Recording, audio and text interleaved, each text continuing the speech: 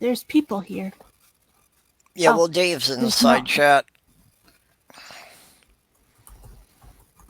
So, just to Ah, cover ourselves with the new COPA things, the stream is not intended for children. It may contain adult subject matter and probably coarse language.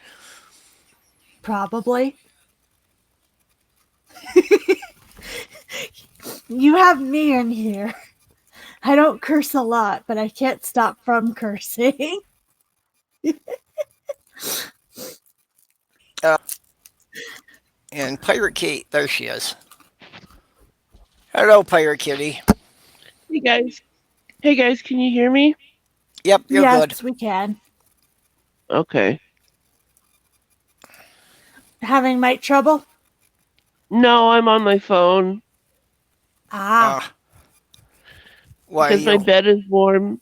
My bed Oh, is okay. warm and my apartment is not. Oh, I know how that feels. I would not be up Excuse me. today if I didn't originally think that Amber had an appointment today. Mm, Yeah, that's one of the advantages of this place is that the heat's included in the rent, and the people underneath me tend to crank it up, so it's like, yeah, my heat runs minimally, and that's only because my apartment's right over the main lobby, so every time the front door opens, that area gets cooled off. that's Mm. cool. Sloth Girl, the woman underneath her, runs her just at like 90 all the time, so she has to keep a window open all winter. Jeez. Nope. So we're My trying to keep house. our Oh, go ahead. we're trying to keep our bills down, so we've been running the heat and stuff as little as we can.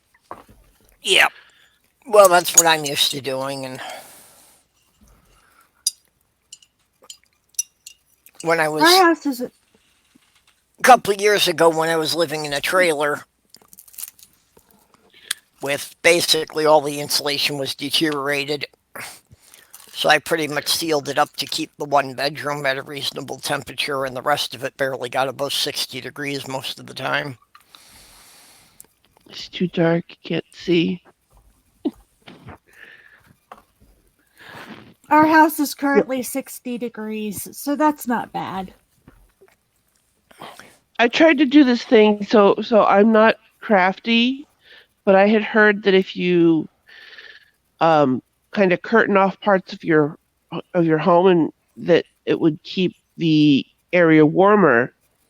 And so I tried to take some heavy curtains, weight the bottom of them and use them as a cutoff point in the hall between the bedroom, computer room, and the thermostat so that all the heat would stay in the two rooms that we actually use Yep. and the other part wouldn't work, the other rooms wouldn't get heated, but I just couldn't make it work right. Like we would turn the AC on and the curtains would immediately flip up because the intake for the system was in the kitchen, and the kitchen was one of the rooms that I didn't want to heat because we're not in the kitchen very often. Yeah, well, part of it's a matter of where the vents are. If there's any other Mm, intake that you could block that one off. there it wasn't, unfortunately.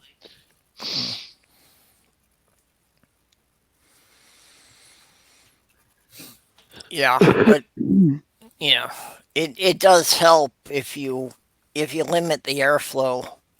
It does help to be able to heat some rooms and not others. That's the curtain I've got. My apartment doesn't actually have a door between the living room and the bedroom, so I've got a curtain that's 14-ounce canvas, so it's pretty stiff and heavy. It doesn't move around very much, but it's Mm. convenient that way because the cat can move it to go in and out. But unless I've like got a fan going, it stays in place.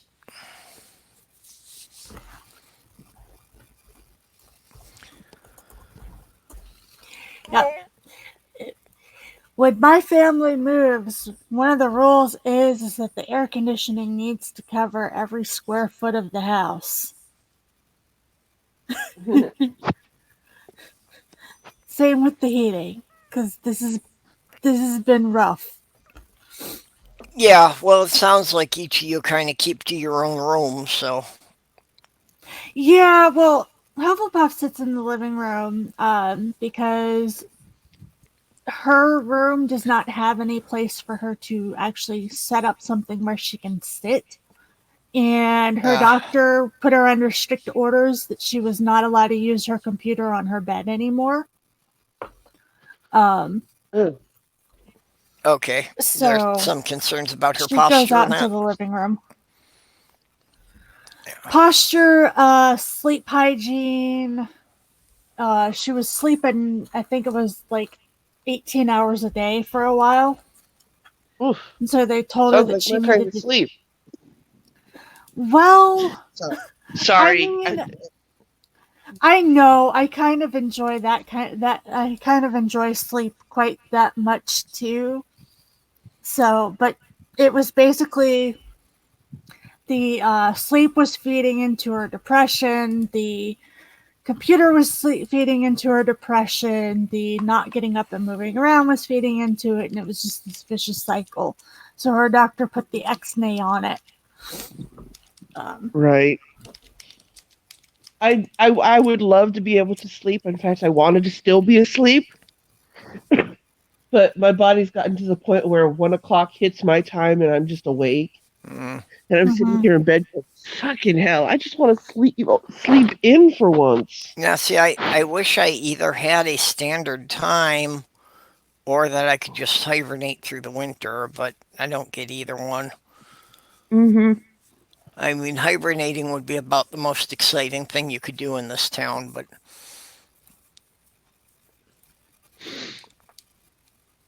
Yeah. that's my big problem is it just this town just drags me down in that way that I can never find any motivation to do anything. Yeah. Sometimes that's not just the town, though.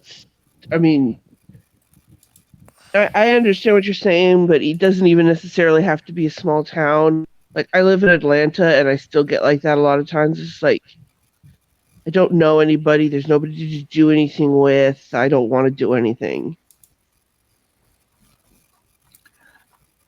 Or in my case, I would like to go out more often and take Hufflepuff with me, but going out requires money, and a lot of times we don't have that.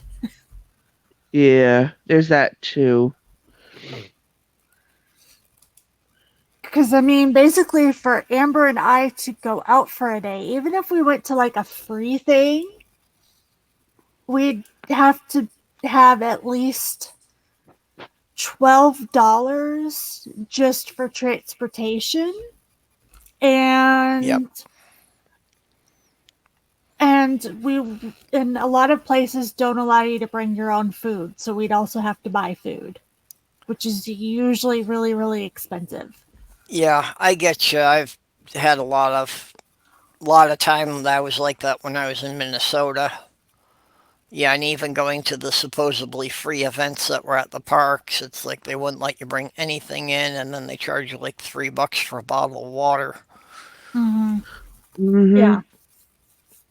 So, and a lot of times those free events are not where you can easily walk and go and get food either. Right. Usually not. Yeah, So, this past 4th of July, um, my boyfriend and I tried to go out, and they were having it at a high school, uh, um, at a high school, right? And it was a free mm-hmm, concert, but the high school was like 2 blocks from like the main like part of the town that we were it was in. And mm-hmm, so if you went, you had to cart in anything you wanted to bring, and my boyfriend walks with a cane, so I would have had to carry everything. And then so we didn't bring anything, and then we got there, and it's like you said, $3 for a bottle of water. So and then of course it wasn't nearly as. I mean, I thought it was going to be like a craft show where there would be, uh, you know, different things to do Mhm. and see, and literally all it was a stage and food trucks, and that was it. So we literally Ooh, walked out there, got some food, which was super expensive, sat on the ground, ate, got bored, and then went home. yeah, I was like, that was such a waste of time. I could have stayed home and played my MMO and had more fun. yeah. We've only had like one or two outings like that. One which we were kind of warned, but I had wanted to see my friends. My sister wanted to see her friends. It fell on her birthday, so she just really wanted to go. And it was like, and I thought because I was told that it was not handicap friendly, but I thought, okay, well she can climb those particular stairs because it was at a comics book store that we frequented a lot at the time. And so I Mhm. was like, the stairs are no big deal. And I wasn't I they either they weren't very clear with me or I wasn't paying attention. We couldn't get my sister's wheelchair through any of the venue at all. Like they Ugh. put the tents so close in the pavilion so close together that you couldn't go between them.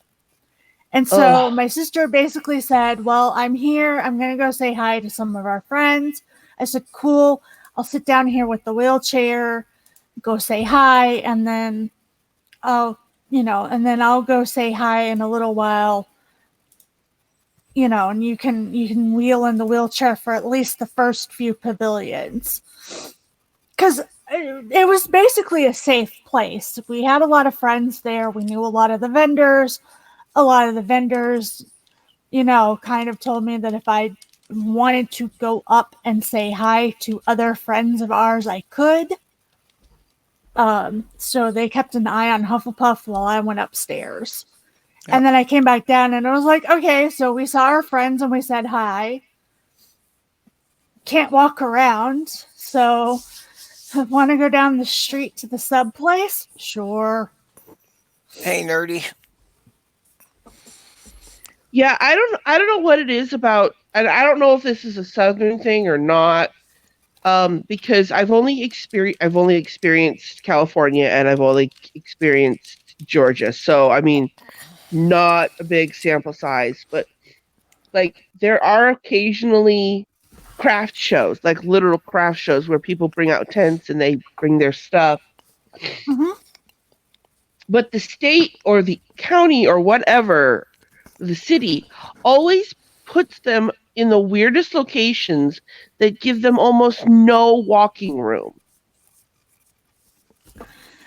I You know? haven't been to the arts markets here, mostly because they are in weird locations. Like you kind of have to know where they are in the first place to be able to go. Uh, Mm, and also, it's a temptation to spend money, especially because like there's the double temptation for me because it's like, oh, that is a pretty piece of art and you're my friend. And I know that if I buy this art, I help you put food on your table and I get something pretty to take home. right. And it's basically a I will buy it whether or not I have the money. So instead of buying it whether or not I have the money, I stay home and behave myself. Yeah. Right. It's not hard to find it in the town that I live in because they always put it on the same road, which is inconvenient for me because it's how I get to work and it's the only way I know to get to work. But the problem is that in California, where they would have the show, yeah, it was a 2-lane road, but it was a 2-lane road with street parking, right? So all of the Yeah. tents in the parking spaces, and you had full 2 lanes of two lane highway, or not 2 lanes. It's one way, one lane each way. Yeah. What is that called? I don't know. But that was, you had 2 lanes of walking space. Here, you have 2 lanes of driving, 2 lanes of space, and the tents are still in it. And there's no street parking in the area. So what you end up getting is 2 lanes, but it's really half a lane of walking space because the tents are on either side of the road.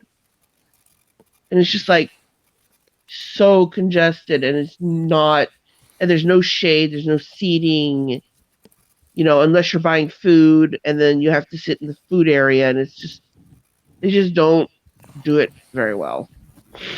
Yeah. It Yeah, I I've know what you struggled a mean. lot. I've struggled a lot with handicap accessibility at a lot of events.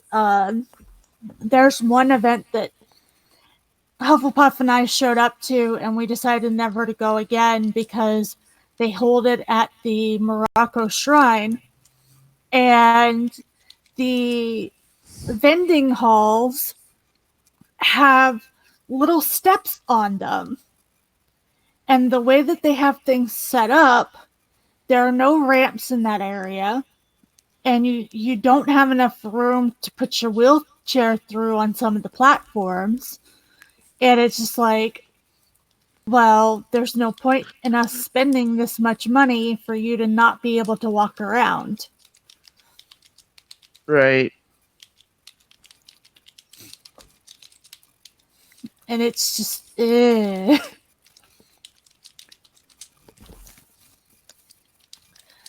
Yeah, the convention I went to in October,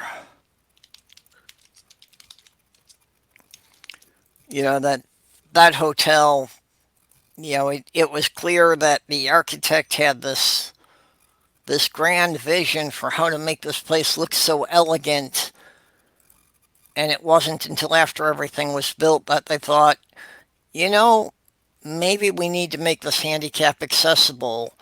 And they just kind of forced some things in there that were completely out of place that just barely did the job. And I was aware of this because I was just pulling around a cart on wheels with all my stuff. Someone who was actually in a wheelchair, it would have been a nightmare because everything Yeah, was on different levels, and it's like there wasn't like a proper elevator between the first and second levels. There was just one of these lifts in a box. And yeah, if somebody was in a wheelchair, first of all, I think some of the wheelchairs would have been too bulky to fit in there. So if you were at all claustrophobic, it would have been a nightmare. yeah. The only problem that Hufflepuff and I have with the one that we go to is the main entrance hall is a little bit congested because it's very narrow, and that's where they do the lines for for registration and everything. Oh Lord. um they changed it, I think, this year, so that's not quite as bad, but still, the main entrance hall is where the two ballroom size locations are and can get congested. But the thing is that I don't know how they've pulled this off, but the audience that they bring tends to be a little bit more cognizant of wheelchairs. Um, I've only had to really threaten to run over somebody once, and that's not typical for an outing for Hufflepuff and I. Usually, it's about 4 or 5 times throughout the day where it's like, wheelchair here, either move or get out of my way. Those are your options. Yeah, You don't that's one of do those things that either. Go ahead. Go ahead. No, go I ahead. was Finish your I was story. about I was about to say the last thing is just I will run your ass over if you don't move. So Yeah. Nerdy, Yeah. what's this about Mhm. the TikTok link? What's this have to do with handicapped? Oh, this is what were you horrible on gonna a. say? Oh, That's one of my biggest pet peeves about events is the organizers never seem to do anything about like crowd management. Mm-hmm. Oh If yeah. you've got an area that's important that lots of people have to move through, you need to have people there making sure that people are moving and not idling in Yeah. these important areas. And it just seems like they don't. Well, and a lot of that can be handled very simply, because with psychological tricks, if they just put lines of tape on the floor, they can cause there to be traffic lanes for people to be moving and areas for people to be standing and having conversations. Oh, yeah. And it sounds stupid that just putting a line on the floor could accomplish this, but it generally works because people are so used to those kind of visual clues. That wouldn't work here. They got big old freaking arrows in the roads and the parking lots, and people still go down the wrong aisle and then get pissed when you don't get out of their way and you're going the right way.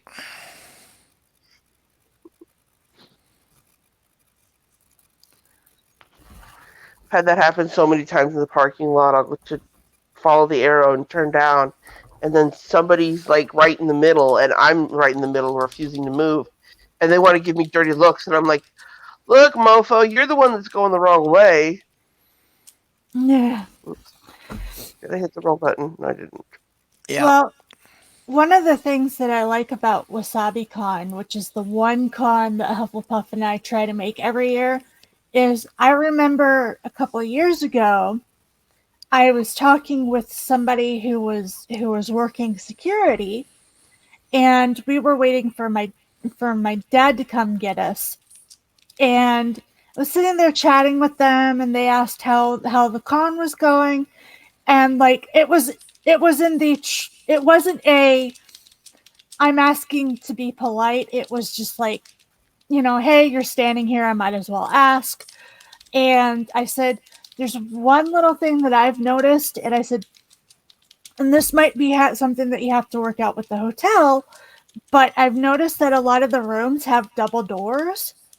And the people um, who are watching to make sure that you have a badge before you go in for a panel, they don't have the ability to open the second door. And I said, I have had to get my sister to hop out of her wheelchair, walk into the panel, and then me roll the wheelchair behind her. And I said, she's partially able to walk, but other people won't have that option. And our wheelchair Yeah. really is not all that wide. Well, it would seem that if they've got people checking passes at the door, those people should have the ability to open it up. Yeah, and I was like, and they don't. And so you've limited access to people with electric wheelchairs because there's no way they're going to be able to hop out like my sister can and go into those panels. I haven't had a problem with that since. The next 2 years, those doors were able to be opened by the people who are watching for badges. Well, sometimes it's they. I mean, I can understand why that would be. They don't want people to be able to bully their way through a door. Mm-hmm. Because I get this at work, like when I'm doing something and like the door's locked, and I tell them I can't open it. I'm sorry. They're more likely to just be like, "Oh, if you can't open it, then if you can." But yeah, you're right. It is something that they should be able to do. And of course, once you've brought it to their attention, it seems like they were like, "Oh, yeah, didn't think about that." Yeah, I mean, it's little things like that. We have plenty of people who I've seen multiple years with their service animals. Um, not really had any issues as far as I know with them. I have, I obviously I can't see everything, but I've never seen anybody like reach for the dogs or mess with them or anything like that. As far as I can tell, it's a pretty safe con and a handicap accessible one. which is nice because it's not, because cons can be a minefield. Oh yeah, I can imagine. I swear, I thought these two ladies at my job were going to fight the other day over a service animal. Oh gosh. Because of course, it's Walmart. What do you expect? But this lady came in and she had a diabetic alert dog. I know this because um we chit chat occasionally, and they were sitting there checking out, and this lady comes in and she starts doing this whole thing to the puppy, to the service animal, and the lady, the handler was like, "Can you not? This is a service animal, and she's supposed to be paying attention to me and working." Well, the woman who was talking and trying to get the dog's attention spoke Spanish, and she said something about her being. She said something about her in Spanish. I don't know what. Well, just so happens that the handler spoke Spanish, and basically, after she made her comment, the handler looked at her and said in Spanish, "If you fuck with my dog again, I'll beat the shit out of you or I'll call the cops." And so this happened out of my sight. So they get to the front registers, and the woman with the dog is sitting there checking out, and the woman that had been talking, trying to get the dog's attention, was giving her side eye from like two registers over. And so I started inching over because I could feel the tension between these ladies. And so I was inching my way over to be, able to get in the middle and be like, "Hey, okay, guys, this is enough. If something Mm. happened." The lady told me, the handler told me what was going on after, because I told her, because she noticed I was staring at her, and I told her, I said, "I thought that chick was gonna jump you or something," and she's like, "Oh yeah, she was blah blah blah blah," and I heard the whole story then. The problem is with Walmart specifically is that you only have to ask. Walmart's thing is when you try and come into the store with a dog, all you can say is this a service animal trained in relation to a disability or disorder? If the customer says yes, they have to let the dog in. That's all you can do.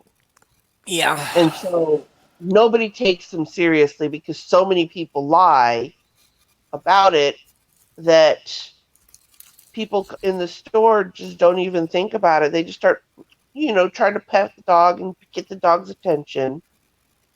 And it's like, no, it could actually be, this is actually a service animal. Like, Yeah, I've and talked that's to the this problem lady. that so many people have taken advantage of that. That, That it's really eventually watered it they're gonna down for have, the people who need it. and they're gonna And have Mm-hmm. to we change also the need a more rules. general awareness, that people only think of like a Labrador or a Retriever as being a service animal. But like you say, sometimes people do have smaller dogs, that are like alert dogs for different conditions. Well, and the thing is that rule where you're not supposed to ask a lot of questions is actually so that to keep handicapped people from getting harassed and harangued at every corner, but then people take advantage of that rule. Eventually, they're going to have to strengthen the rules, and that is Right. going to cause more problems for disabled people, which is Yeah. shitty. But that's Well, what's yeah, going to wind up happening. yeah, it's crappy that people are trying to take advantage of that. Because I have friends who have service animals, and like they'll watch somebody with something that's obviously not a service animal come in right before them, cause problems because they took advantage of the rule, and then the next thing you know, the disabled person is getting 20 questions when they should just be able to go on about their day and do whatever it is they need to do. Yeah, well, the Yeah, that. building I'm living in, we there's a guy here who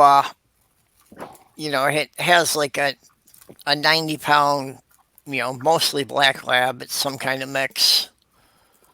But, he's claiming that's a service dog, and it's like, there is no way that that dog has had that kind of training.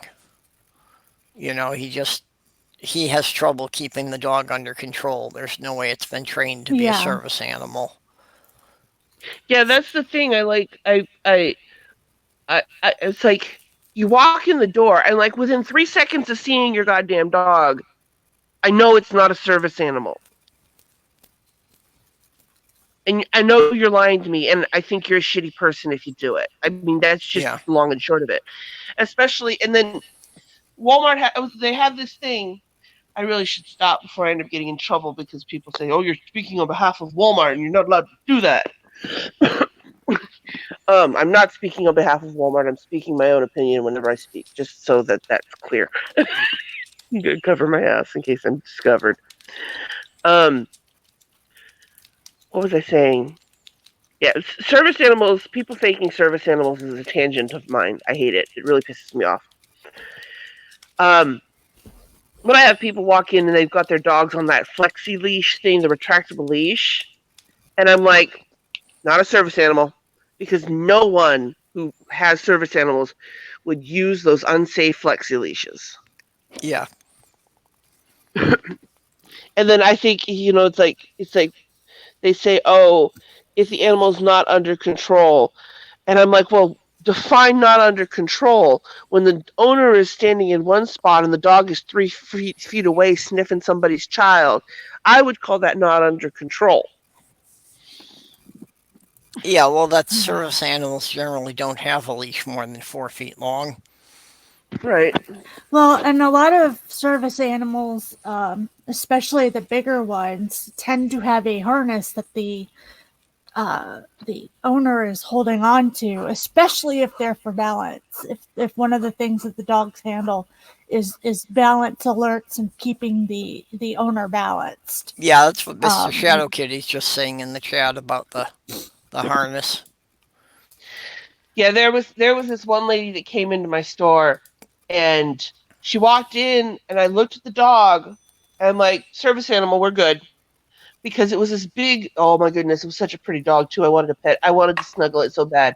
Because it was this big, fluffy white dog, but it had a harness on its back with a handle on it. Like not just like a flimsy little one, but like a full on, like I'm going to carry this dog like a piece of luggage type handle. And I'm like, that's a sturdiness animal. They need that in case they get dizzy.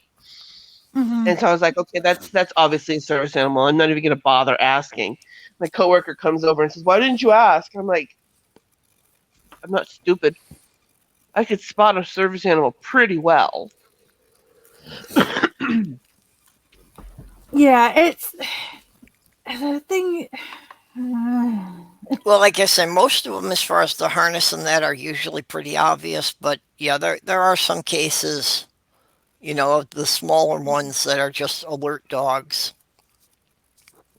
That in those cases it might not be so obvious. Oh yeah, Well, and go ahead. this is that like anybody can get a harness.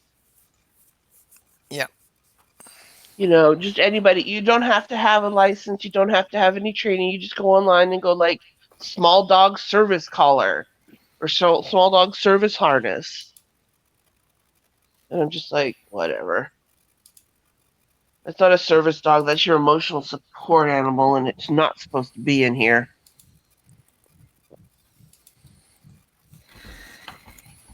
Yeah, and the thing is that people don't even think about the consequences. Like, um, I know people who have not like know them as in like friendly with them, but I've heard of people that I follow who have lost service dogs because somebody brought in their so-called therapy animal and brought it into a place like Walmart with them, and the dog got attacked, and because of the trauma of the attack could no longer do their jobs. And so basically, the people were out thousands of dollars, had to try to find another dog. And because they got the dog as a service animal, and could not take care of two animals, had to rehome the service dog because they couldn't take care of multiple dogs. Yeah. And I think that should definitely be a case where you can sue. Oh yeah, Well, definitely. You should that's be able what to sue the pants off the other person. happened I mean, with Erin's dog. That because of the yeah, abusive situation she had been in, it could no longer serve. yeah, I was going to bring I that up myself. I hadn't heard whether or not they had to replace Aaron's dog or not. I knew that it was pretty bad. I Last I had I heard. don't think she got another dog, but they did have to rehome the one she had. Mm. Ooh, poor puppy. Yeah, I watched this YouTube They had channel. to I think retire it's it because Siberians. go on. Go ahead, Purple.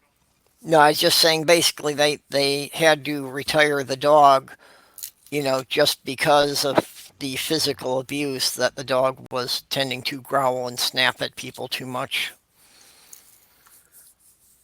So, it could not serve her effectively anymore. Mm-hmm.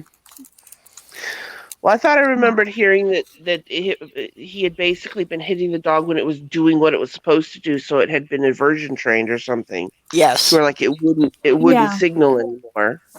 Yep. Yeah, that he had been punching the dog. Punch his freaking face. I'm glad Aaron's out of that situation. Mm-hmm. Yeah.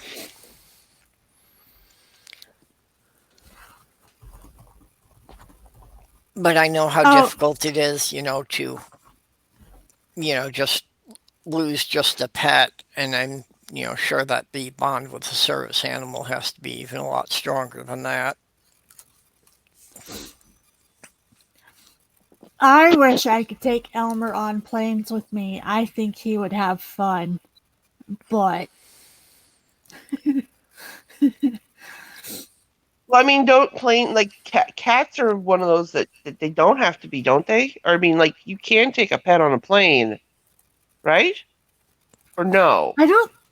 I don't think any decent carrier is big enough to put, because you have to be able to put the animal underneath your seat.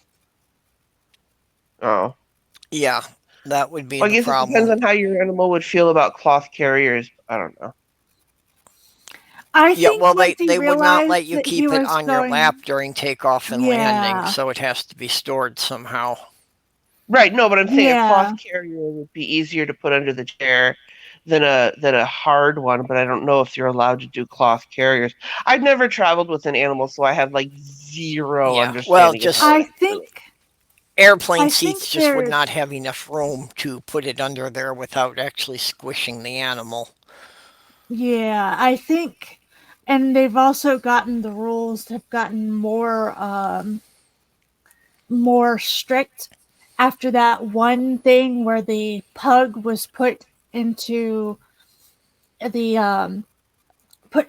the I don't know what they call it, but where you store all the luggage on the plane, The over the the hold? overhead, Yeah, no, the Oh, the overhead overhead, compartment.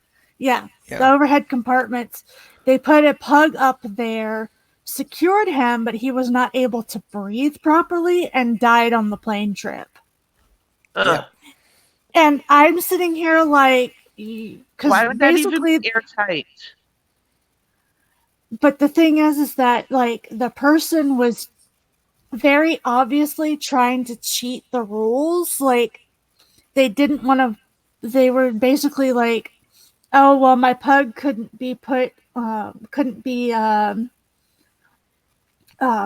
in the hold because of regulations. So I'm just going to carry my pug with me, and then shove it under my seat. And then when the carrier was too big, they said we have to put it in the overhead compartment, or you have to leave." And I was like, "Okay, so you found out that you couldn't put your pug on the plane because of regulations, and those regulations were the safety of the pug. Why didn't you find some kind of an alternative? Like, But why is the over organi- but why is the overhead compartment airtight? Well, I don't think it's actually airtight. I think it's just a matter of it's got limited pugs? airflow to start with, and Yeah. depending how much other luggage was packed Oh, around right. it, it Pugs Mm-hmm. probably and didn't bad have much breathing. airflow. Mm-hmm. And instead of figuring out some alternative for the safety of the pug, the owner decided to take it on the plane. And Yeah. yes, there are alternatives. Some of them are very expensive, but there are alternatives. Most places, even rural places, you can call an organization that will come and pick up your animal and drive your animal to wherever you're going next. So if it was a Oh, matter of yeah. moving or what have you, they could have gone that direction and it would have been much safer for the pug. Yeah, and as Mr. Shadow Kitty's mentioning, pugs as a breed have a problem with respiratory issues just because the way they've Yeah. been bred, because the muzzle is so flattened out, it affects their sinuses in really bad ways. I really think it should be legal to breed pugs, but that's just me. Yeah, well, I'm purebred animals in general, I think are a bad idea They because all have virtually lots of all of different them at problems. this point have developed some genetic deformities that really cause the animal serious problems. Yeah. Yeah, and Robert, they can, but that creates barriers for people. It's an extra thing to carry, it's an extra thing to go and get pictures for or documents for, or they have to drive to yet another place to get it. It's probably going to come with like some kind of a doctor's note. So, yes, they can introduce an ID card and they may have to at some point, but that's just another barrier for a handicapped person and more hoops for them to jump through. Well, now I would support that idea, and I think that it could be, handled fairly simply, if it was just something that the vets were authorized to issue in the same way that doctors issue handicap parking permits. I don't know. I Yeah, think but but then if a doctor doesn't think it's necessary, and then somebody doesn't get the dog that they need. Well, yeah, there's going to be problems with it, but, Oh yeah. That's why I'm saying I would like for us to be able to avoid it if we can, but I don't think that that's going to be a possibility for too much longer while yeah, people are being assholes and idiots. yeah. mm, Yeah, there's too many people trying to play the system, so unfortunately they need something that can be checked. Yeah.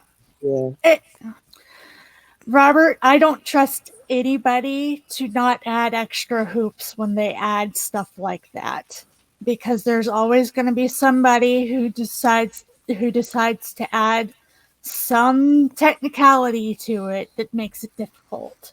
Well, and It I always think this is happens. part of a difference of this is something that probably would not have a problem working in Europe, but in the United States, you have more people who just try to game the system. Hmm. Well, I mean, And also, service and also, go ahead. aren't service animals trained by specific people? Yes. So, I mean, wouldn't it? I mean, in my opinion, it would just be something from the trainer certifying that the dog has been trained to perform a task.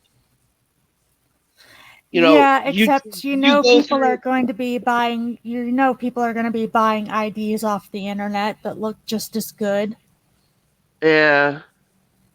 That's the problem is people are buying stuff online that looks correct that they can then use to try to pass their pet as something as it's not. It's happening a lot with emotional support animals. Basically, you can go online, pay $20 to some guy to make some form letter that looks official, and then there you go. Yeah. Right.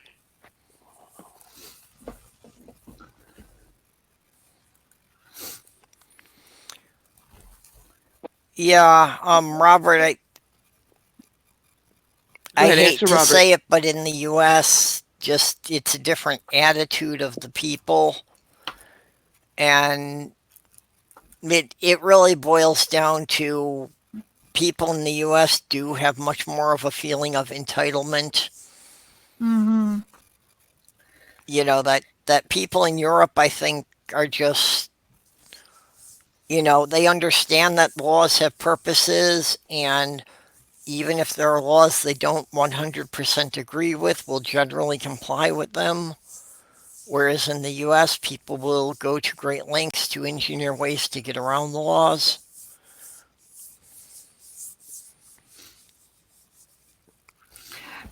Robert, I'm not saying that IDs in general are bad. I'm just saying that these are points that I have heard people who have to deal with these things repeat over and over and over again.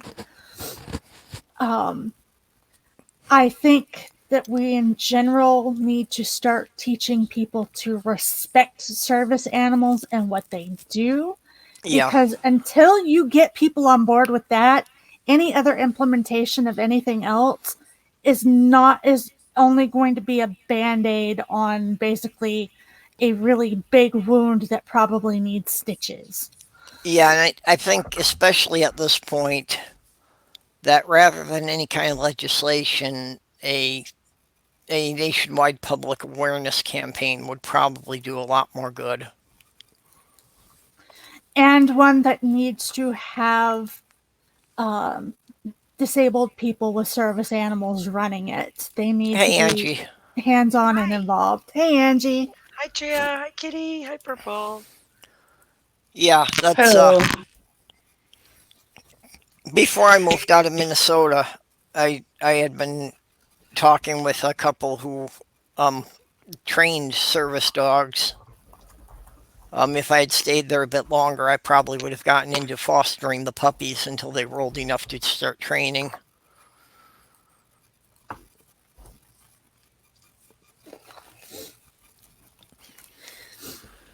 Okay, I understand that, Robert, but here's the thing. If they might, but maybe their kids or people around them will realize that that's a shit thing to do. You can't always you can't always get the assholes to stop being assholes, but sometimes if somebody's on the fence or they're learning, sometimes you can get that changed. And there's always going to be assholes, but it seems to be becoming more and more of a problem than it was when I was a kid. Like Well, it's getting worse. yeah, what I keep saying is that society does not change over years or decades, it changes over generations. So it's more like bringing up the younger kids with the proper ideas to respect the service animals, which is why, like, a public awareness campaign would probably take 10 years because it would be kids being brought up with the idea, and then when they become adults and start taking over, you know, that would be the time that we could actually get some effective legislation passed because they would have grown up with an understanding of it. Yeah. And that's the thing. And like I said, if the ID thing comes with no barriers to it, with where it doesn't create more problems for people with service animals, I'll be okay with it.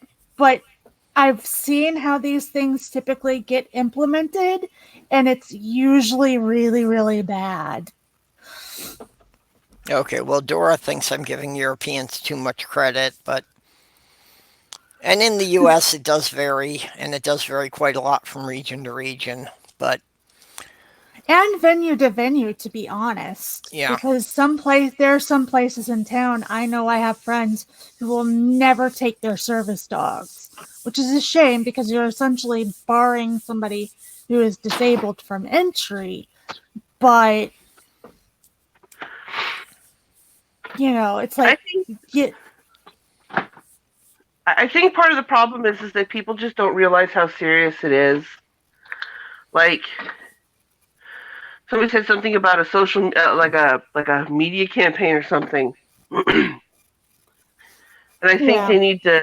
they would need to need to almost go as bad as you remember the ads they used to have for cigarettes where they would show you like Oh yeah, the, yeah. I they remember need to have, those.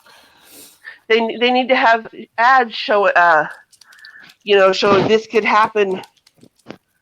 um this could happen if you fake a service animal and show two dogs fighting and one getting injured, or show a Or service like, animal having to be rehomed because the owner can't have two dogs because the dog can't be a service animal well, anymore. and there's stuff like I didn't know this until last year. Service animals are not typically covered by insurance, and they cost the owner usually around $10,000 or so to train. yeah, Oof. That's not always the case, but that is the case way too often. And even once would be way too often, but I mean it's more common than people think. So if you lose your service animal, you may not have the money to go and get another one because you're paying for it out of pocket. And it's thousands of dollars.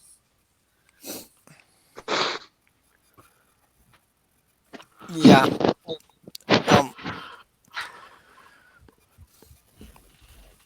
I kind of suspect that's the situation Erin's in now, that she can't get another one at this point. Yeah, me But too. that's totally speculation on my point. No one from Cyrus's family has said anything about that. So I have trouble distinguishing a service dog from what they call an emotional support animal. Emotional. Yeah, All there right.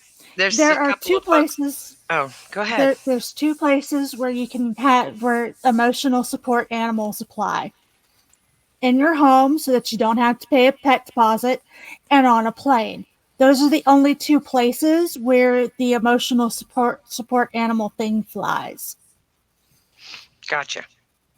Doesn't count for grocery stores, doesn't count for restaurants, doesn't count for work. yeah, Robert X does have a point about there being no penalties for people claiming something's a service animal when it's not trained to be. Yeah, I think that's something that needs to be implemented So too. yeah, Mm-hmm. there. Is Well, again, that would get into we'd have to be IDing them, but yeah, there probably should be, at least some kind of fine imposed over people who are making obviously ridiculous claims about them. especially if it actually results in harm or something. I heard a case, I don't know how true this is, of a woman that was in a grocery store with her service animal, and somebody had one of those little gappy dogs there, and the yappy dog started barking at her service animal and distracted her service animal long enough that it walked her into a display of some kind. And at that point, it would be like, we're calling the police, and you're getting arrested for breaking the law or whatever, that kind of a thing. I think that should be a possibility. Yeah. Yeah, because it is that severe. People don't think it is. Okay, I get what you're getting at, Robert. No, there is not any. It's not against the law. It's basically, and this is why I say things are written badly and enforced badly. is each establishment can determine whether or not that they're going to allow animals other than service animals in. Yeah, that there aren't any actual general laws. It is just corporate policies in various places. Yeah, that's what I was going to say a while ago. Is the reason I have a little trouble distinguishing the two when I'm out in public. Like I know the difference between a service animal and a emotional support animal, but when you're out in public and you see someone with a dog that's got a harness with a little thing that says support animal or service, it's a little hard to tell from a distance or from to what they're doing, and so you're not really sure whether you should be concerned about it or not because I don't have one. Mhm. I Yeah, don't have any experience with them or anything, but I wonder, should I be upset about this person that's walking around with their dog in Walmart where I buy my food if it's not a real service animal? And I get Well, now you I can pretty tell much have you, already answered my question because I be quiet and listen. And I think I that can, oh, go ahead. as I said, I can tell you if they have the dog in a basket and there's not something under it, you should definitely go find a manager and complain heavily. Gotcha. Because even if it's a service animal, it is not allowed in a shopping basket unless the customer provides some barrier between the dog and the cart. Gotcha. Yeah, and that's part of the problem is it's becoming difficult to tell for people who don't have any experience with it. I can kind of tell because I've been around service animals and I've had people around me talk a lot about their experiences and I go seeking out that information, but it is not something that people are aware of at all. Like at the most, if anybody usually knows anything, it's usually the bare minimum of that dog is working, I don't pet the dog. But even a lot of people don't even know that. Yeah, that's definitely something we're gonna have to teach to the youngins, so that yeah, it Yeah. becomes normal in a few years and people automatically know. You know. I Yeah. keep pushing the wrong button.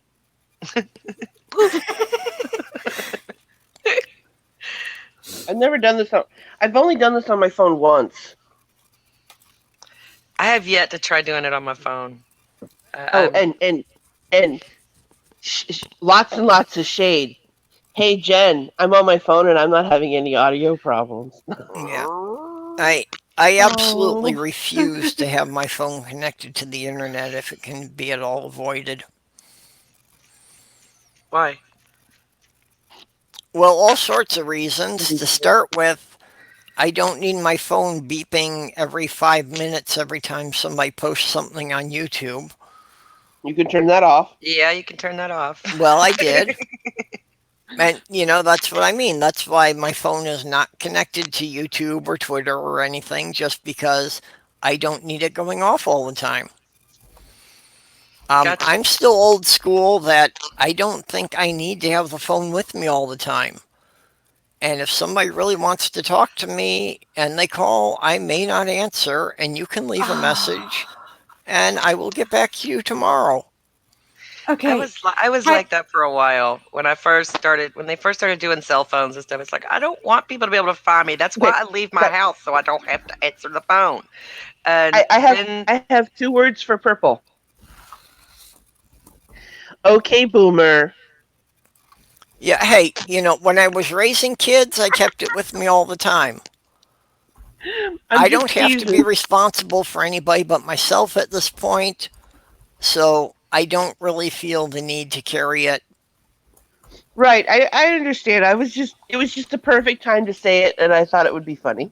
Yep, that's well, funny because I okay, just and got I done doing it. sighed not because of Purple saying that he didn't always want his phone, but my dad absolutely hates the cell phone, and he never has it on him when I'm trying to figure out where the invisible man has run off to in the damn store. Like, I have had to go up to the front and call him out by his full name. And even then, sometimes because he's slightly deaf, he doesn't hear the intercom. And I'm like, dude, where in the hell are you in this store? Like, I am ready to Take the car and go. I am leave. around people. No, I'm not driving the distance between Walmart and my house. That is the most dangerous 5 miles in the entireness of Jacksonville, I swear.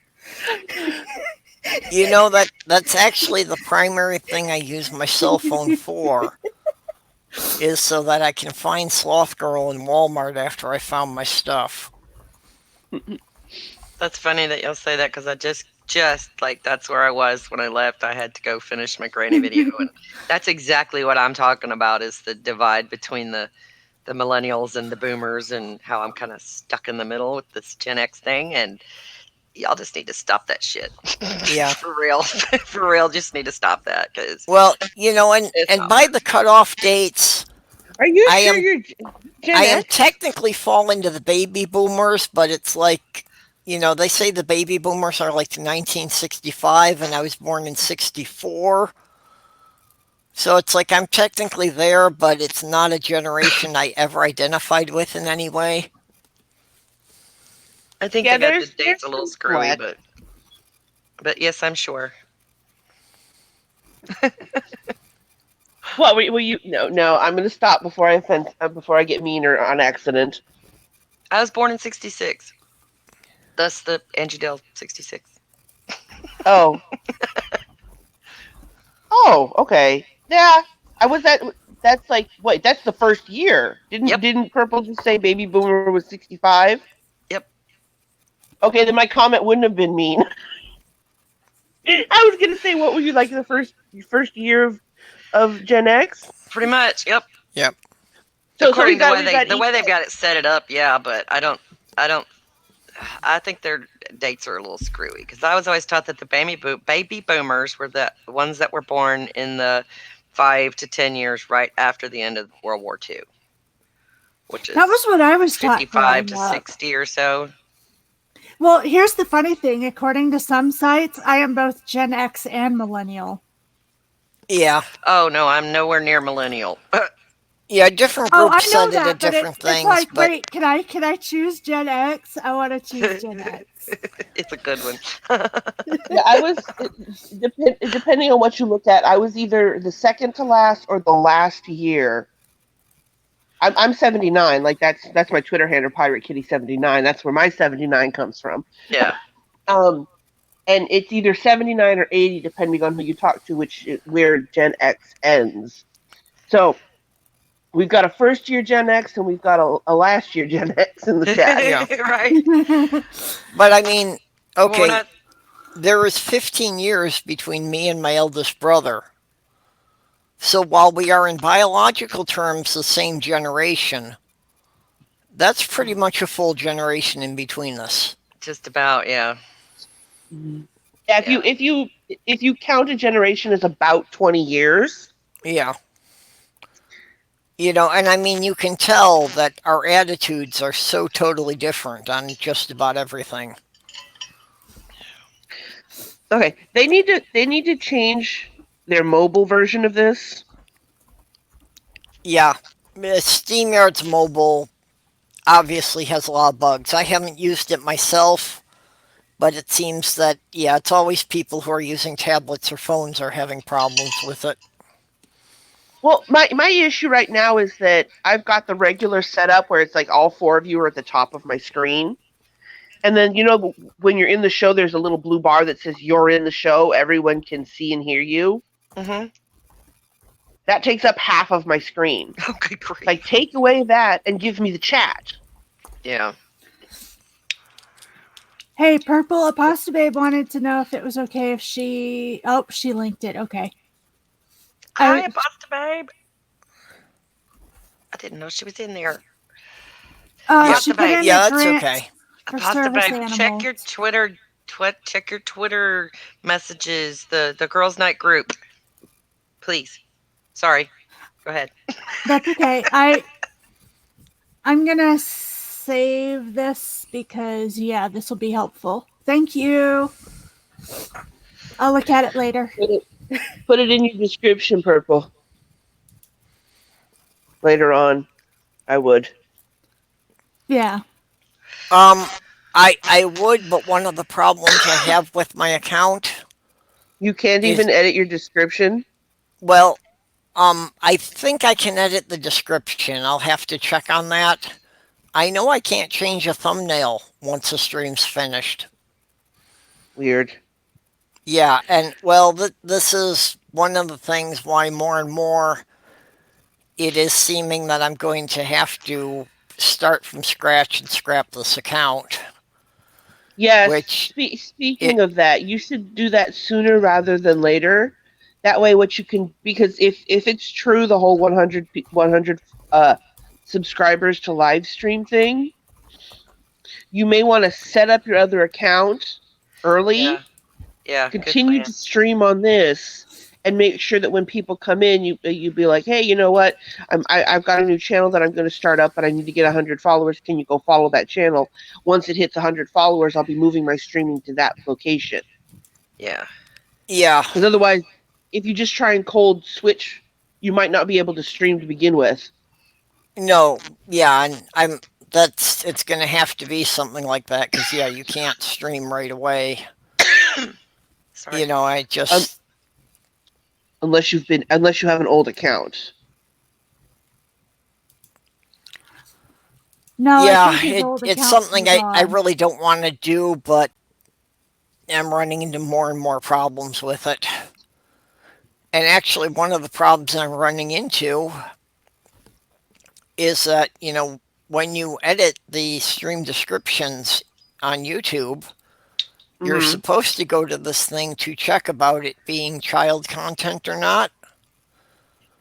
And Yeah. that sends me into a screen that is only accessible to the OBS, which it won't let me run. So Mm. I can't actually even do that edit. Wow. What? Oh yeah. What you once you get the new channel to 100, I think you should rename your old one and try renaming the new one to the old one just to see. Well, unfortunately it's already spelled out on YouTube that, you know, obviously you can't have two channels with the same name, Mm-hmm. and once you've deleted a channel, that name does not become available. I'm sure it does eventually, but how long it takes, I mean, it It seems should like take. it probably stays on their servers for a couple of years before the name can be recycled. Do you mean that? No, I'm like 100% sure because this channel my channel 6 months ago was named after my um Minecraft name. I changed my account name to Pirate Kitty so that I was the same everywhere. Then Hmm. I went and created a new email, created a new YouTube account, and was able to put that old name on that account like right away. So I think if you create your new account, get it to 100 followers, and then take your Purple Rhymes with Orange channel and name it Purple Rhymes with Orange Old or something, then you can take it to the other account and rename it to Purple Rhymes with Orange. It doesn't really hurt to try it at any rate. I, Yeah, I'm wondering. Are you talking about they won't let you change the name within? Because you can have more than one channel under one account. right. Yeah. Are you talking about within an account or making a new account? Well, I have to make a new account. Okay, you should be able, like she said, you should be able to switch it then. Because I went looking for a friend of mine the other day who goes sometimes by the name of Santa Claus, sometimes he's Master Zenith. Now he's got me saying Zenith. It's Zenith, damn it. But I typed in Santa Claus into YouTube, and there are 14 dozen Santa Claus channels. So I don't think they're real picky. Yeah, As because to what you do what this. you name it. Yeah, if you do the same thing with Pirate Kitty, there's like 3 channels that are named Yeah. Pirate Kitty. Well, don't they all Wonder have to have a Lady is slightly another different favorite. spelling? No, there were some spelled with a K and some were spelled with a C. Most of them were spelled with a C, and they were pretty much all the same. Yeah. Well, Best at I could this tell. point, I was considering the name for my new account should be Purple Rhymes with Fuck YouTube. Oh no! I'm sure that would That'd not be guarantee- allowed. Yeah, that would guarantee. I'm pretty you get sure that, you yeah. would. Yeah, I was about to say. I'm pretty sure you won't actually get that to go through their initial screening. Filters. Yeah. Yeah. Although I understand the sentiments, because yeah. And really, if there were anywhere else that it was viable to be uploading edited videos, I would be glad to change platforms. But Same here, but I haven't really found one. if any of that Apparently, that has nearly the audience base. well, if you had educational content, there might be. The other day, I was watching a video from who was it? Tier List, and they were talking about they've teamed up with a couple of different channels that do educational content. Yeah. To create a platform that's based on education. But it might be a subscription service, which is like, yeah, you're probably not going to get very far with that. Yeah. Well, one of my problems right now is that, to create a new Google account, they're actually, requiring a phone number for each account, and you can't have more than 2 accounts with the same phone number. So basically, at this point, to create another account, I need to have another phone number. So I'm going to have to, get a drop phone just to create the account. Or you could try and see if there's an app that lets you do online calling that will give you a phone number. Yeah. There was a drama recently with a YouTuber, and she basically threatened to dox a 15-year-old. Come to find out, that 15-year-old was using an app that gives you a phone number. So you could probably do that. I hadn't heard there were apps like that. How would you look that up? I haven't a clue. That's the part I don't know.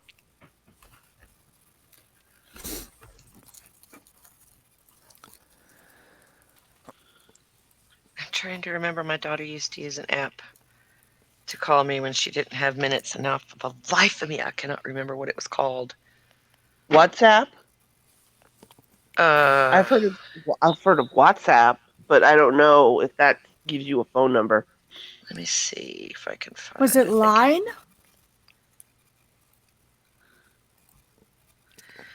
I know Line was pretty popular a couple years back. Sipgate is Dave is saying I use Sipgate. Sysgate? Sip. Like sipping from a cup. I can't find it. It's not telling me. All it's giving me is a number. I don't know what the hell it was called.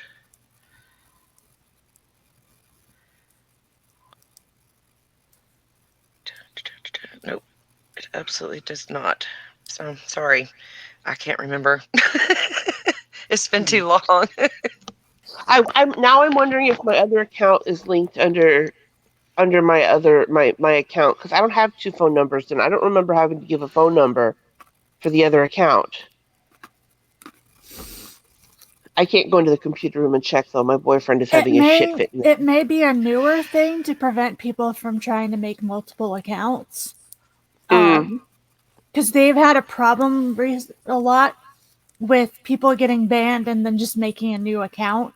Or having sock accounts so that you can, like, bump up subscriberships or any Yeah, other it is Hours. reason you have for relatively new, making a and talk account. it's mostly in response to the trolls who were getting bumped off and would just create a new account and come back again. Hmm. Yeah.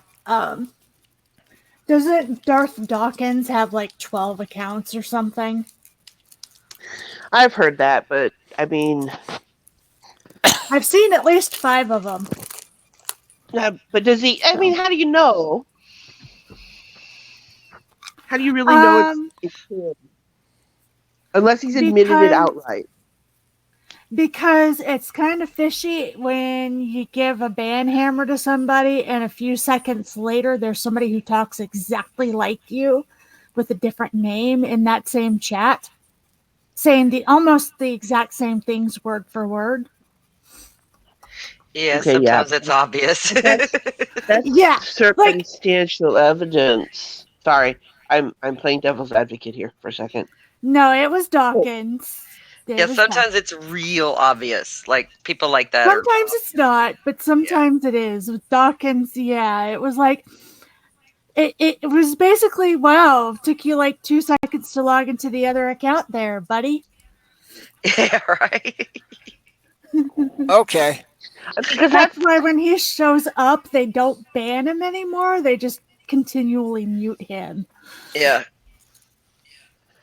that's one Yep. of those things. Like another drama that I had been watching lately was with a girl.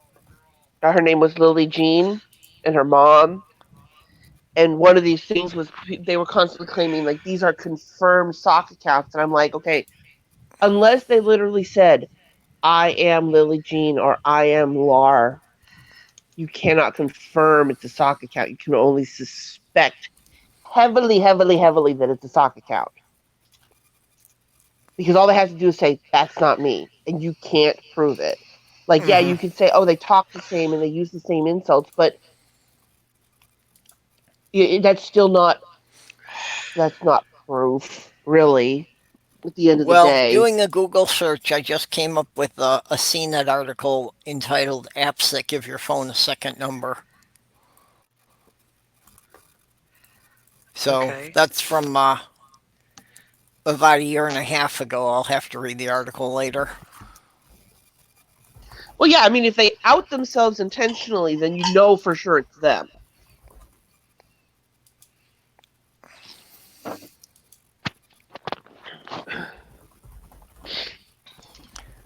Well, I do actually have multiple accounts, mostly just because I have old ones that don't really apply anymore, but they're still active. I wish that I had thought a little bit ahead and actually created a separate account for my YouTube channel and just had those two things separated. Um, just kind of for ease and also like in You could case still, YouTube gets mad and deletes my channel.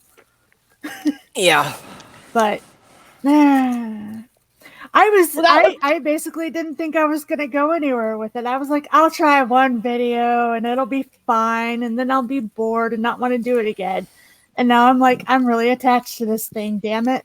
Well, and quite honestly, I'm going through my mood swings about that. Yeah, I want to do this and I want to get better at doing more edited videos.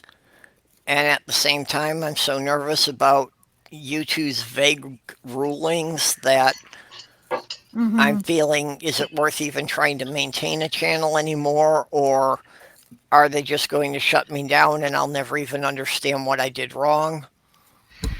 Well, here's a Yeah. tip, guys. If you have not yet, go download all of your live streams. Because I'm assuming, like most folks, you have your pre-recorded stuff saved already. Go download your live streams. Have your stuff saved so that if something does happen to your channel, you have all your content and you don't have to be afraid of YouTube's stupid crap. You can put it somewhere else. You can put it on Patreon. You can put it on your, oh, what's the other one everybody's using too now is Vimeo or something Well, like that. BitChute's But been a popular surprise. dumping site, but BitChute is really a site for dumpster fires. well, eh, it's like a safety net. so that you Yeah. don't lose all your content. Yeah, and I understand that. I think the thing is that I still have a secret hope for visibility because that's basically the biggest thing that I have wanted. Like not just on my channel, but just like in general when I'm talking about things. And I think I'm more afraid of losing that than I am having to move to another, than I am losing my content. Because to be Yeah. honest, my live streams have been fun and educational. And yes, I would like a copy of them to remember. But if I get shoved to someplace like BitChute, I'm going to have to work even harder to be seen and heard. Yep. And That was the I've thing. already Who were had you? to do that. I've already have to do that with Facebook, and it's just bleh. Well, and I feel the same way, and it's like, most of my live chats haven't really been on a specific topic. So I really don't think it's very likely that after they end, much of anybody will go back and look at them. I mean, during the first week, a couple of people go back and watch them later because they weren't able to be there at the time. But after they're more than a couple of weeks old, I don't think anybody ever looks at them. It usually depends on the length for most Yeah. people. The length of a Yours video Yeah. get really almost long. always determines whether Mhm. somebody's going to click on it or not. Well, Even yeah, for Yeah. definitely. topic. Even my best friend was like, I love you, honey, but I'm not watching anything beyond 10, 15 minutes. I was like, that's cool. I'm surprised you even watched the 10, 15-minute little clips. And she told me, she's like, yeah, I watch all of those. I just don't have time for the live streams. It's just like, that's fine. I get it. Yeah, well, and that's pretty much for me too. If I can't be there for the live stream, if it's more than about a 20-minute video, I probably won't ever find the time to watch it. Right. What I wish people would do with live streams, especially people who do like Cirrus, for example. Um, his live streams are very long, but there's a lot of interesting stuff that is said in there. But the fact that it's like an hour and a half, 2 hours long really makes me like I don't have time for this. But I Right. wish that people would start like going over their live streams and like let's just say there's a 10-minute chunk where you're talking about something and it's really good. Yeah. Cut that out, make it its own little video. Yeah. That's a good Well, thing to and do. Pirate Kitty, I've thought about that, and scientist Mel has done that with a few of hers. That she's like condensed down into 20 minutes what were the relevant points of it. Yeah. But from the other side, as a creator, even for me to have time to watch my own, live stream that goes on for 3 hours and cut out the relevant bits, if it's 3 hours just to watch it, it's probably going to take me 5 or 6 hours to edit it. And if I'm going to spend 5 or 6 hours, I probably could have put out an edited video in about the same time. Mm-hmm. Well, that's where you have to decide: is this your hobby? Is this going to be your job? Are you wanting to make money doing this? Oh, I'm never going to make money off of this. Well, then you're pretty free to choose how much time you put into it. Like Yeah. you're totally free to do whatever you want. If you want to have 5 live hours, 5 hour streams, go for it. Because if you're not interested in it being like a job, then you don't have to treat it like one. You don't have to stress over it like one. Mm-hmm. Well, that's the thing. Like, I love the people that I follow that have made this a job, but I think trying to make YouTube a job at this point, or even after the first adpocalypse, was probably not the best life choices. Yeah. Yeah. Well, and that's the thing that I see the corporation as being too erratic. You can't really Mhm. do any long term planning when they keep changing the rules. Right. Well, flexibility is important because you don't have control over the rules. But at the same time, there's always a geek in a garage somewhere coming up with a new program, a new Yeah. site, a new something. So it's Yeah, I think really it's just a matter of time before YouTube pisses off too many people, and hopefully the geek in the basement comes sooner rather than later. Well, that's possibility, but you absolutely cannot live with what might happen. You have to Yeah, do your but day-to-day stuff and do, what you think is going to make you successful and what it is that you want to do. You can't live in Mhm. fear of what might happen. That will disable you forever. well, see, and I think that's really the root of why this account is screwed up. Is YouTube so-called suspended my channel twice before I put up my first content. That's weird. Yeah. See, I think So YouTube. I think the only reason I can find for that is that I pissed off somebody by making contents in other people's videos. I think YouTube underestimates their pull at this point. Like like YouTube. Let me. One thing you need to You, remember from now on when you mm, say YouTube, you really mean Google. right, Google. Google. Hmm. Google doesn't realize how much power they have. Like all this adpocalypse stuff, they could fix it by simply saying, "Look, we are going to do it this way. And the way that we're going to do it is we're going to determine if a channel is monetizable. If the channel is monetizable, they will receive money based on their views and their view count. If you don't want to advertise on us with Google, you don't have to advertise with Google. And if you won't advertise on YouTube, you won't advertise anywhere on YouTube, anywhere on Google. I think Google's got enough pull where they could look at Pepsi and be like, you either let us you either advertise with us or you don't, and we're not going to let you decide what we might advertise place your advertisement. Your advertisement funds us, and what we do with the money after that is our business. But see, If we want to targeted give it advertisements they can charge a lot more for, and that's why they right, won't do it that way.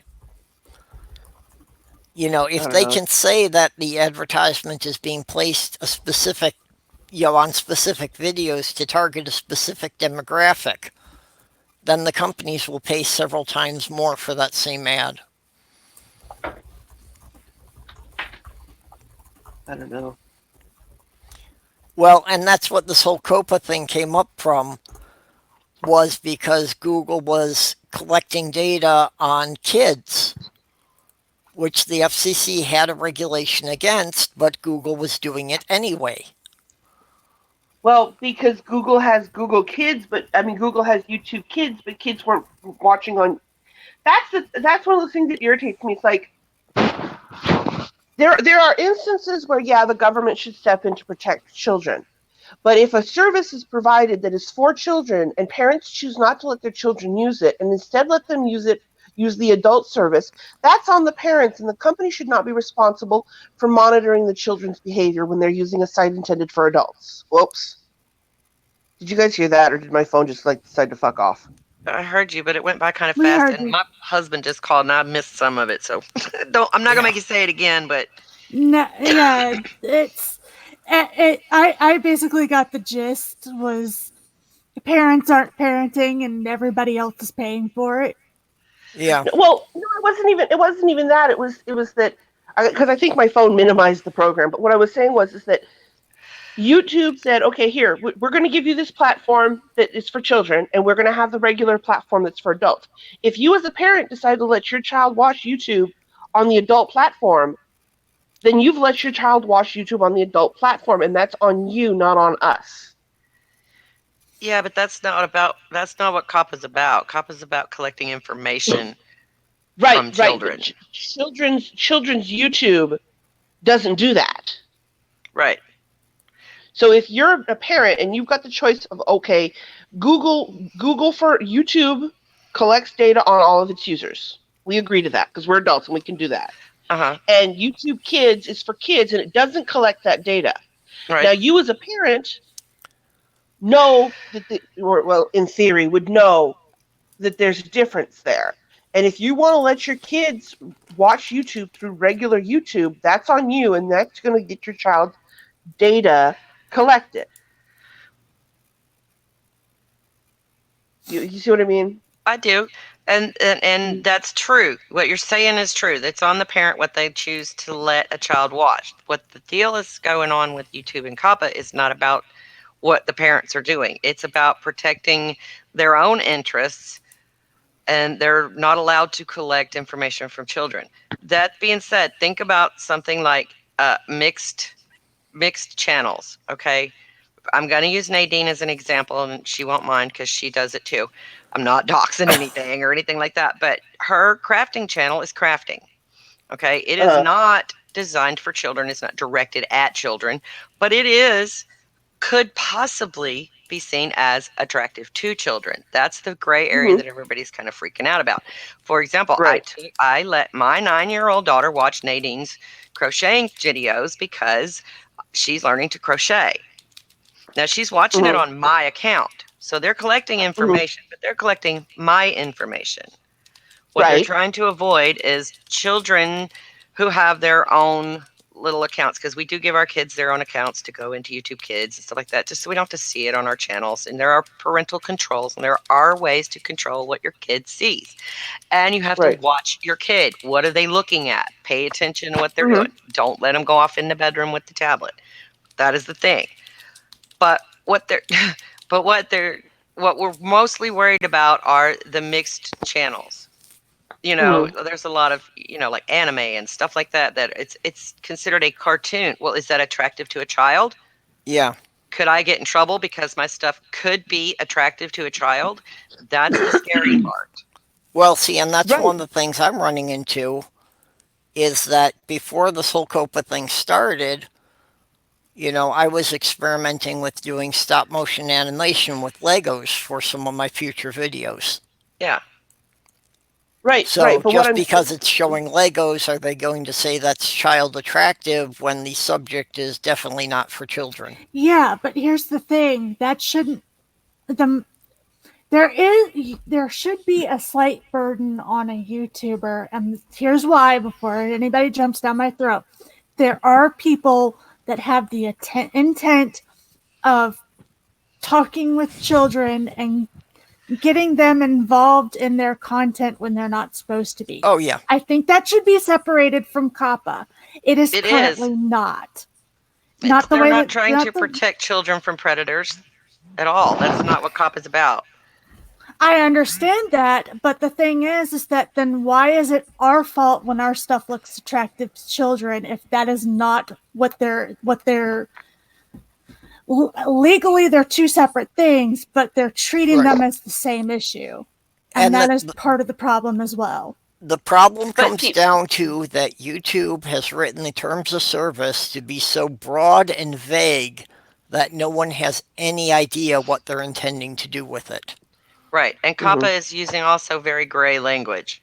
That's the problem. It's people are struggling to figure out, well, am I attractive to a child? I am not directed at kids. It's a they're not trying to keep kids away from pedophiles. Like, it's literally not that. Oh no, that would be it's not easier to get that, behind. But what they're trying to it's do not is that. cover their They're asses combining from the collecting two. information. And Right. Because But Angie, let me because you guys trailed off on that thing I wanted to comment on, but what you were saying about Nadine's channel. So in my mind, and tell me if this is not how it works, right? Nadine makes a video. It's not directed at children, but children might like it. So if she chooses to, she can select for children, and then it will appear on YouTube Kids. right.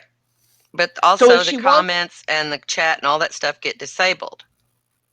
So that you can't save it. You won't be able to go back and watch it again. You can't put it in a list for watch later. You have to watch it right then, and that's it. That's all. That's the only shot you get at it. Right.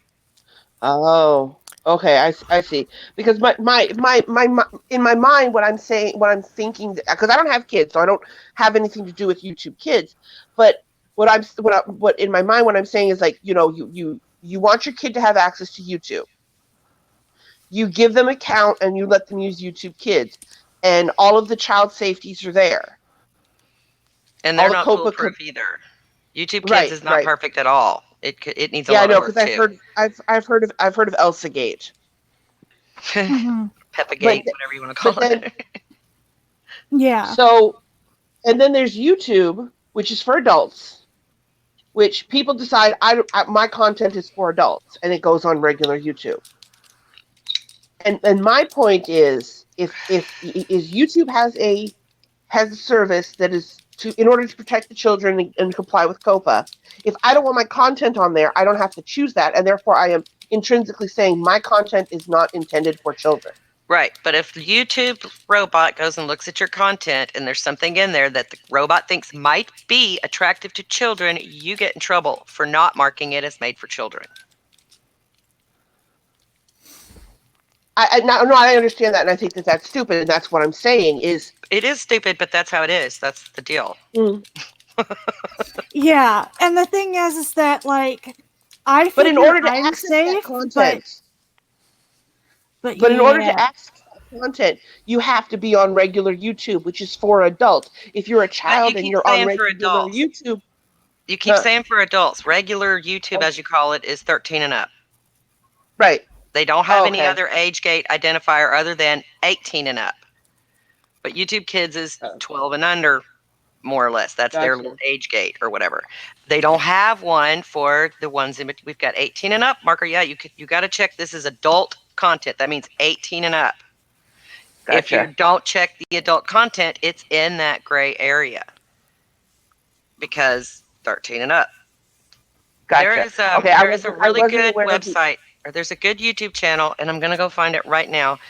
It's a lawyer, and he has done a ton of videos on the COPPA stuff. They're super educational. He breaks it down really easy to understand.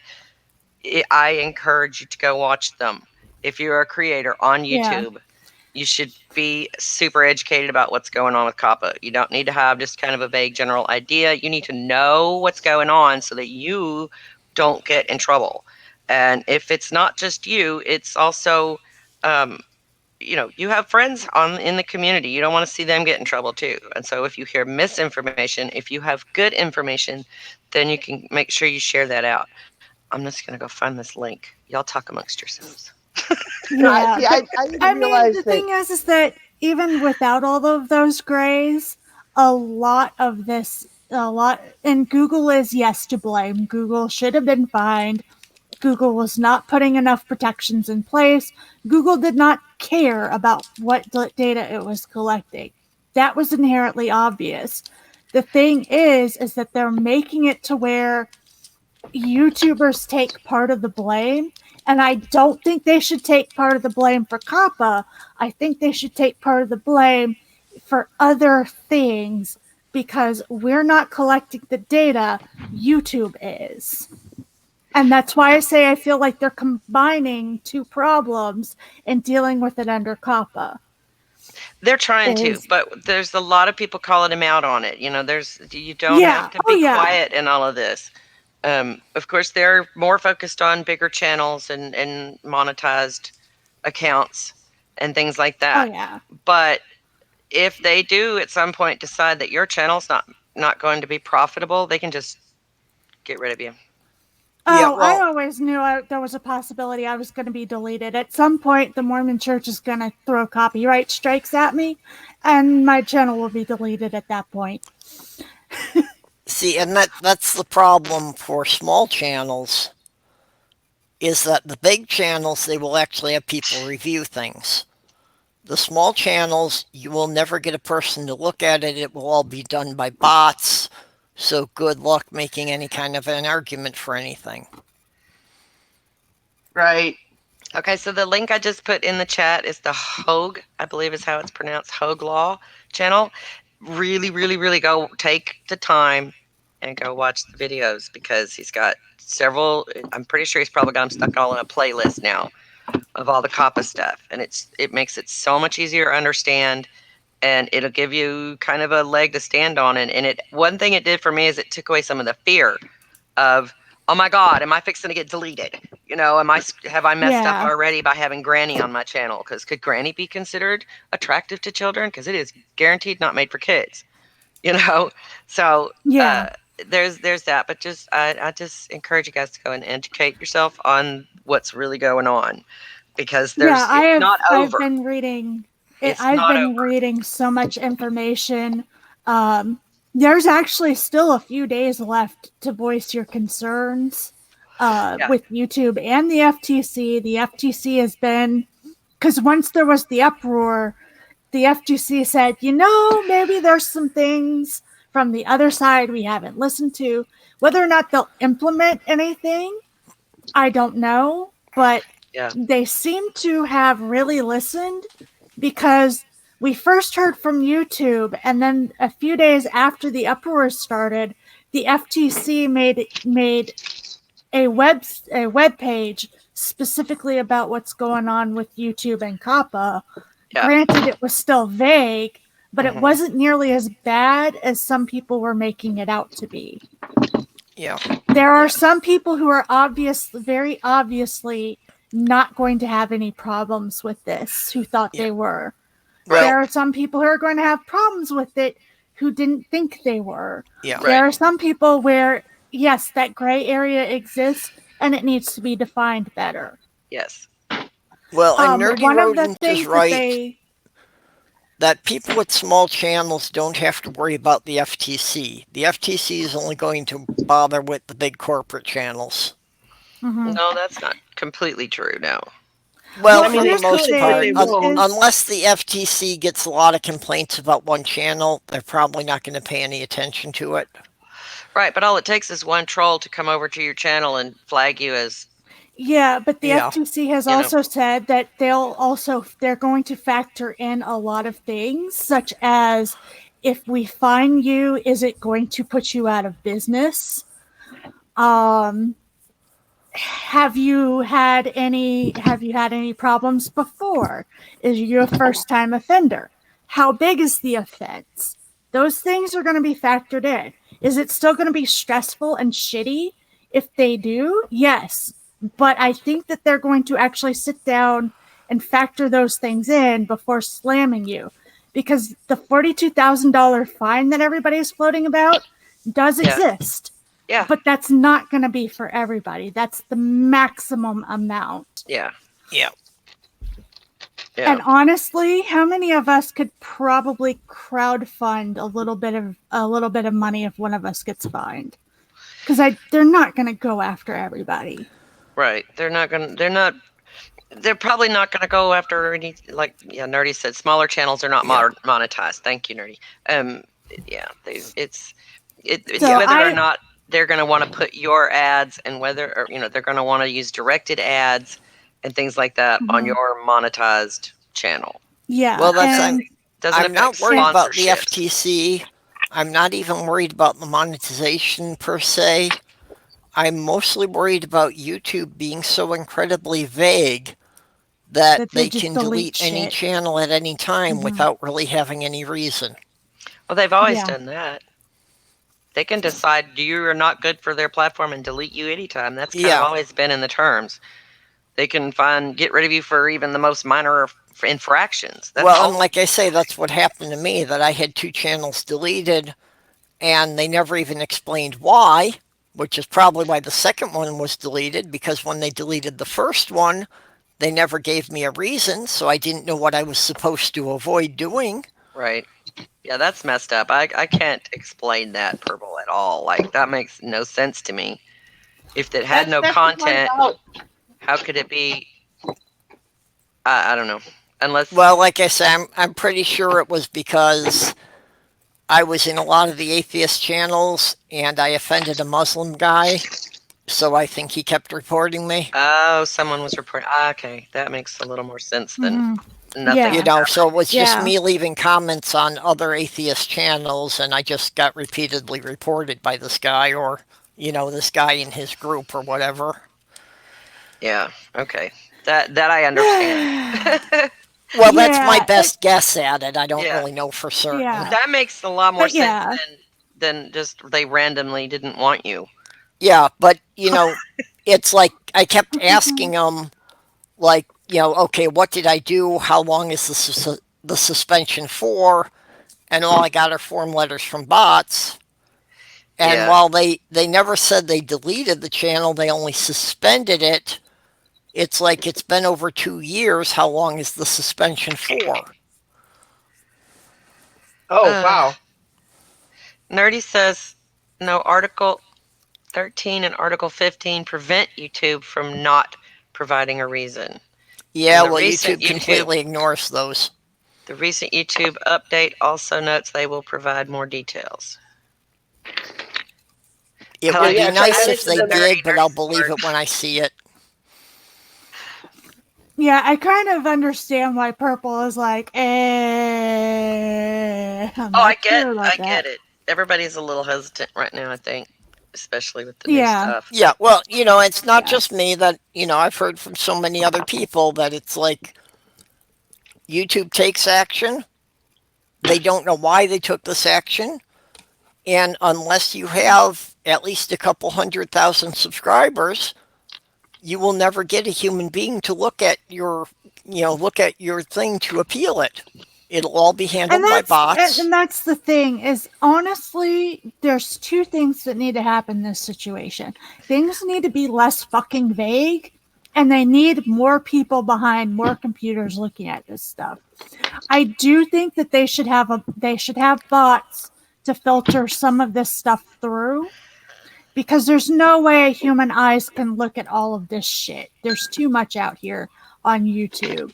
Yeah. But when you have a review, you need to have a review team that is people to put their eyes on it and look at it. It won't be foolproof and there'll still be problems, but I think that it would actually be better overall. Yeah, and the thing is too is like they could open that up as like a part-time a part-time job for people, because you could literally do that from home. Mm-hmm. You know, apply with YouTube and be like, okay, I wanna help you with your review process. Yeah, create a test. Have people follow the test so that they have some standard of, this is what we're looking for. This is what we want you to say yay or nay on. And then, train them for a little while and then let them go. Keep up with them on occasion, look over their stuff. But I Well, mean, and I definitely think it should be like a multi-review process. Like it's not yeah, just one person reviews the video. Like literally 3 people should have to look at the video, and then if all 3 of them say okay, then it's okay. If 2 of them say okay and one says nay, then maybe elevate it to a supervisor type position. Yeah, well, You see, know what I mean? yeah. that is specifically from a corporate view, that's specifically what YouTube or what Google is trying to avoid. Google does Mm-hmm. not want to have more people on staff to do this. They want to handle Yeah, everything with bots so that they don't have to and pay that's human beings. and that's going to continue to shoot them in the foot, and they don't care. No, because right now they've got a virtual monopoly. And Yeah, there isn't anything on the horizon of anyone else building up a big enough server to compete with them, so they don't have to care. Well, and YouTube is not Google's biggest moneymaker either. It's basically chump change to Google, so they don't really care. Yeah. mm-hmm. It's Well, not like that's when something YouTube that started at all. and that's something that like maybe the FTC could help with in this situation and be like, you need to have human review that is capable of being done within X amount of time of a report. And that would help creators in a fashion. Unless advertisers get involved and say, we want you to make changes, they're not going to. Just Yeah. saying. Yeah. And unfortunately, advertisers are extremely specific about what they will advertise for. My channel, even when I get enough people and enough view time to be monetized, Probably advertisers won't. aren't going to want to advertise on my stuff. I might get a couple. There's one that's going around that's for one of the. It's not the Diva Cup, but it's like something like it. That one they'd probably have no problem like at all advertising, but that's like one out of how many advertisers? Well, but see, that's the problem with the way that YouTube's going, and one of the things that I don't like is the whole thing of people are doing it specifically with the whole words specifically to make money. And I Mhm. want YouTube to be the kind of thing where people make videos because I just shut my phone off. Can you guys hear me? Yep. Yep. Weird. Okay, my phone is blacked out, but phone. There we go. Um, I wish people would make content because they enjoy making the content and it's information that they want to share. It's something that they want to do, not because it's something that they want to make money off of. But again, like I don't fault people for making money off of it, Yeah. but I just, if it's your primary goal, there's better ways and less stressful ways to make money. What is this? Yeah, but the big bottom line is that, Google as a corporation is designed to make money. And if they can't make Right, money for off of themselves. YouTube, there isn't any reason for them to expend resources to keep it going. Mhm. Right. Oh, I do have an And we're end not. I goal just of found being that. able to make this my job, but it's more of an entertainment thing than a necessarily YouTube thing. It's an outlet for Hmm. my Yeah. creative side, and this is it's something worth doing to me. It's something worth doing. The internet is a tool to give myself an opportunity to make a little money without having to go and stand behind a hairdresser's chair again, or Mine. without having to go be We a run half of freaking greeter YouTube. at Walmart or something like that. No, I don't expect to make a lot of money Hey. from YouTube itself, but it is a platform to get my stuff out so that folks can go to the Patreon or PayPal or whatever. And if they want to support me that way, that's great. I don't have any ideas that I will be monetized anytime soon. Hell, I just got to 100 subs. Woo woo, you Yeah. know. But there are people who are interested in my content. And so I've given them the opportunity, if they wish, to do just that, to support it and help me make my channel better, help me make it more professional, things like that. So that's why I say, it's okay if you want to do this as a job, but you have to treat it like one. If you're going to do Mhm. it as a job, you have to treat it like one. You got to get up in the morning, you got to get your shit done, and you got to make your content, and you got to have extra stuff, and you got to have things to put on Patreon. You've got to have, it's a job. And I hats off to the people who do this as a job, because you're right. It's can be kind of stressful and it can be kind of hard. And it's those who have, a million followers and stuff like that, man, my hat is off to those people because they've put a lot of effort into it. Yeah. So, Yeah, I just wish that they hadn't made the change. I think it was earlier in the year where if you're not monetized, you don't show up really in the algorithms because that makes it extremely hard for you to gain people. Because honestly, like I've gotten to a point where I don't even really want money off of this anymore, and I didn't really want that much to begin with. But for me, like I'm all about like being able to be heard and being Yeah. visible. And that's where I'm having the trouble is like I know this is my best shot at it, but they're making it really, really hard. well, Am I even if going to you're not, continue? Yeah, I'm going to continue and I'm going to keep fighting my way through, but but you have to remember that what you're putting out is it's your product. Okay, think of it like you're a yeah. grocery store and this is your product. How long is this going to sit on the shelf? How many people are going to buy it? How many people are going to go back and watch it? How many people are going to share it out and tell their other friends, "Oh, look, I found this product that I really like. Go check it out." Um, you have to kind of look at it not just as you're like my creative stuff. I'm getting my music out there. I'm getting my opinions and stuff out there. But this is something I'm trying to serve to other humans. So I want it to be Mhm. palatable. I want it to be appealing. I want it to be something. Oh, look, that's something I want to click on. That comes down to things like titles, tags, um, duration of the video. How long is it? You know, is it a pre-recorded video? Is it something that's going to stay on your channel and people are going to go watch over and over? Every time you get a new subscriber, they're going to go check out your pre-recorded stuff uh, Mhm. before they're going to check on a live stream. Live streams just almost don't count because they don't have a good shelf life. Oh yeah, I And so I if you're doing, understand that. there are channels that are doing nothing but live streams, and they get a lot of viewers and they get a lot of followers really quick, and people get real excited about being in people's daily lives and the daily blogs and stuff like that. But if that person gets sick, they don't have a way to put out content, they lose all of that. There's Yeah, nothing and there's nothing in it's the warehouse, you know. Yeah. yeah, and Angie, I am Angie, working on getting back into videos in January. December's just a crap month for me. Well, Fortunately, right now, most of my subscriber base is basically my friends, so I do have that. But it's just You it have just to expand your feels different. circle. yeah. Well, I know and I am. honestly, I had never intended to do live streams at all. Yeah. I started doing the midnight live streams, half as a joke because at the time everyone was doing live streams, and doing it at midnight was the only time I could run one that I wasn't competing against 3 or 4 much bigger channels that I was following. Yeah.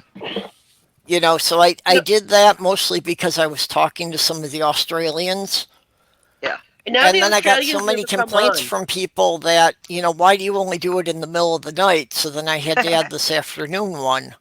And it's like, that's pretty much taken over my channel, and that's not what I intended to do in the first place.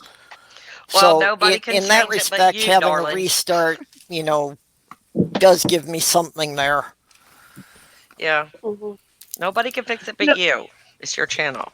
Angie, you make a good point about marketability, and it strikes me that it seems, and this is going to sound worse than I mean it to be, but it's like we're trying to market porn for a blockbuster.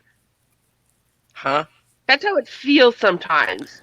Is that YouTube wants to have this fun and lighthearted atmosphere, but then you've got people on here trying to talk about serious shit, and YouTube's like, I don't want that in my store. I want fun stuff. I want people to be happy here. You know What what I mean? what YouTube wants is channels that's going to make it money.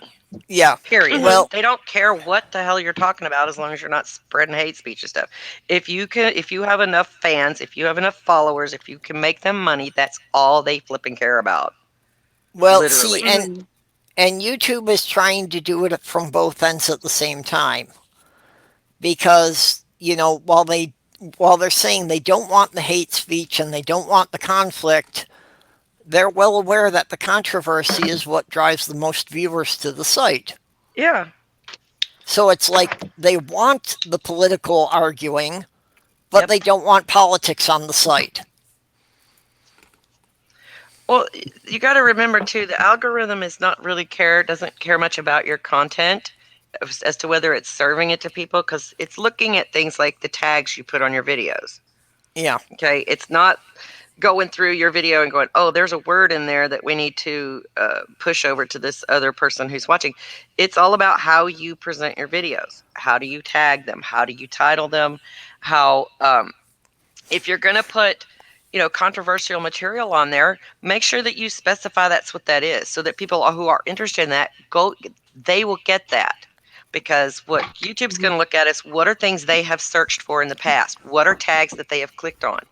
It's not even the size of the channel, it's not the size of the viewership, any of that. They're looking at your watch time. Okay, when people come into your 5-hour stream and they stay for 15 minutes and they leave, algorithm says, oh, there's a boring show, no one's going to want to watch that, we'll stick that on the back shelf, we're not going to put that out on a display case. And when people come and if they downvote or upvote, that's a good thing.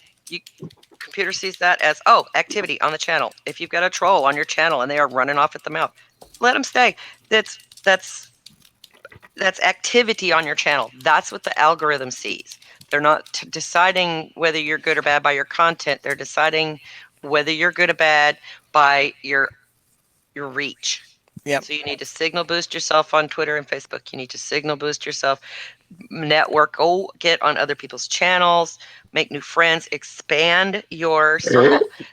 Tria, your atheist and stuff is atheist stuff, but it's Mormon central. You need to reach out to more that direction. those are the people who are going to click on your stuff. You know what I'm saying? I understand that. I It's don't- just frustrating to. It's Yeah. just frustrating that it. Yeah. I started right after Mr. Atheist got picked up, and then they made it a lot harder after that. And I get that. I'm whining. And I have been trying to be better about when I do a video, at least, or if I'm on somebody's space, at least remembering for at least the 72 hours around said video to actually boost it out. Yeah. It's just frustrating because that change happened right as I was starting my channel. But I get what you're saying. Yeah. I need to Yeah. be better at marketing. Well, Yeah. and that's the I thing know that that. Your watch you time. really and have to your heavily engagement. self-promote in the first 24 hours. Yes, but then You you know- want you know you don't what? want to drop the ball later in the week either. Yeah. You know, 3 Well, or 4 and days that- later, pop that bad boy out there again if you don't have anything new coming up. Well, and that's part of the thing for me is that, I'm lousy at self-promotion. I have a tiny audience, and other than posting on Twitter when I'm putting out a new video, I really don't have anything that I can do to get the word out. But nobody can fix that but I you. just had an idea, guys. I just had an idea. Somebody needs to create a YouTube, not a YouTube channel, a Twitter account. Call it something like Atheo Boost or something, right? And get everybody who's a content creator following this Twitter, and then all it does is retweet video announcements, Well, and then get people to get their audiences to follow it. That way, let's just say Tria puts out a new video, Atheo Boost retweets her video, and since Mr. Atheist and Shannon Q and Telltale have gotten their atheist subscribers to go to that Twitter and subscribe, maybe you get some views from that. Kind of like a Twitter that is just for reblogging atheist content or atheist friendly content. Well, and for a large part, that's what the hashtags are supposed to be for, I think. But you can't follow a hashtag, can you? Yeah. No, you can No, basically not really. search it. You You can, can bookmark search 'em. it. Right, but the point that I'm making is, like, if you follow somebody and they tweet something, you see it. Sometimes. So if you're following, in theory, so if you were to have this Twitter, and you get you get your signal boosted by it, that might be an idea. I Twitter see what uses you're saying. I think that's actually a good idea. And like I was saying before about needing another phone number to do another YouTube account, that when I have another phone number, I could set up a Twitter account like that. That we could make that, just for people to be, posting when they have a video coming out. Yeah. Nobody's in and just trouble.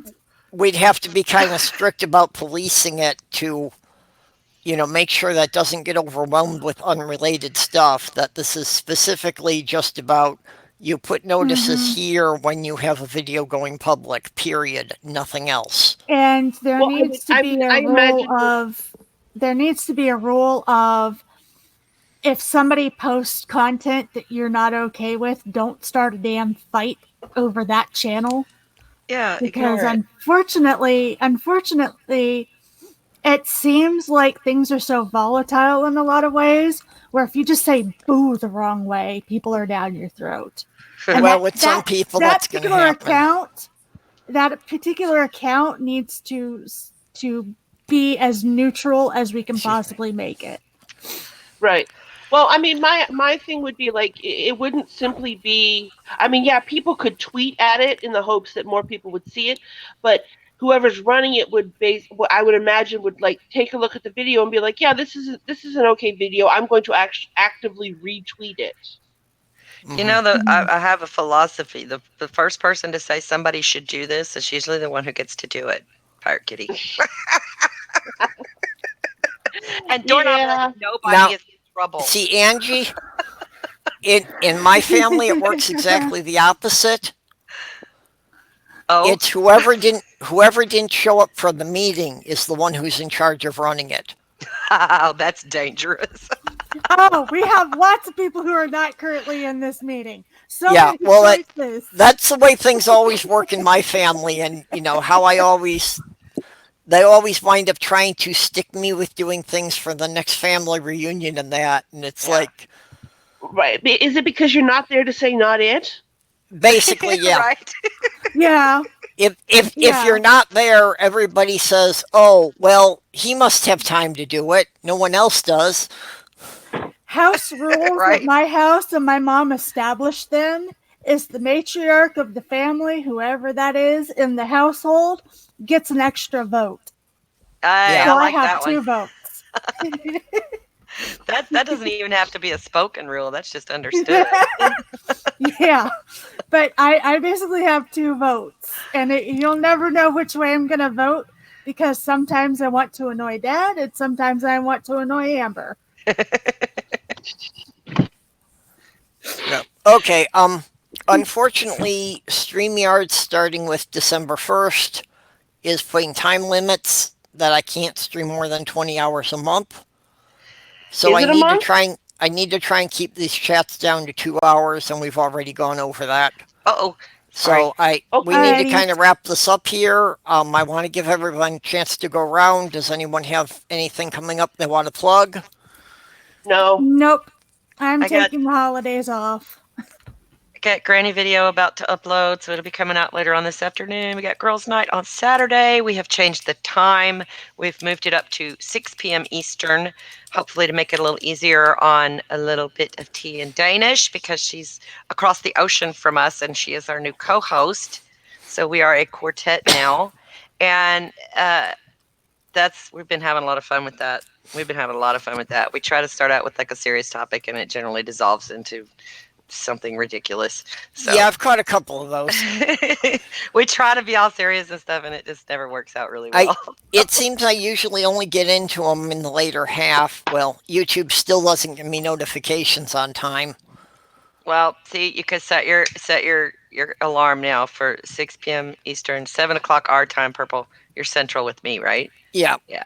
So yeah, I'm in 7 Central Time. 5 o'clock our time. 5 o'clock. Yeah. 6 o'clock Eastern. Okay. 5 o'clock Central. I 3 dropped o'clock a Pacific. link in the YouTube chat. This is kind of a random thing, but Don, another freaking atheist, Uh-huh. has a GoFundMe. He's just trying to get $100 together to get a starter tattoo kit for his girls Oh, because cool. they've expressed an interest in it. He wants to get it for them for a Christmas present, and this is something that he thinks could potentially lead to a career for one of them. So if anybody's got an extra $5 they can throw at that, it would be nice. That's awesome. Yeah, we can do that. What? Sure. So you he going? needs $100. It's only up to 62. Oh, goodness. Okay. Awesome. Everybody's talking about boobs is serious. Yes, everybody should try to have a good Christmas. I'm not a huge fan of Christmas. I like to give presents all the time.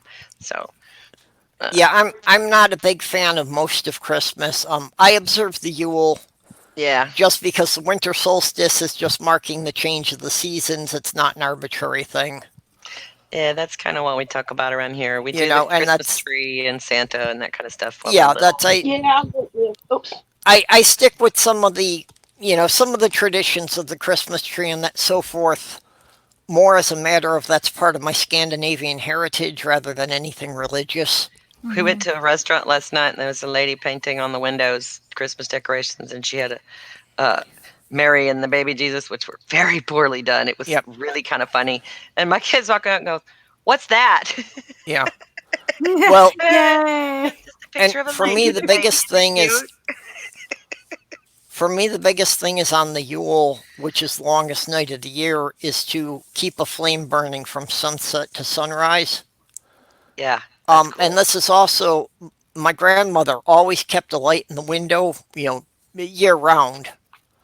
When is Yule? Is it the same as Christmas Eve or No, it's the 21st.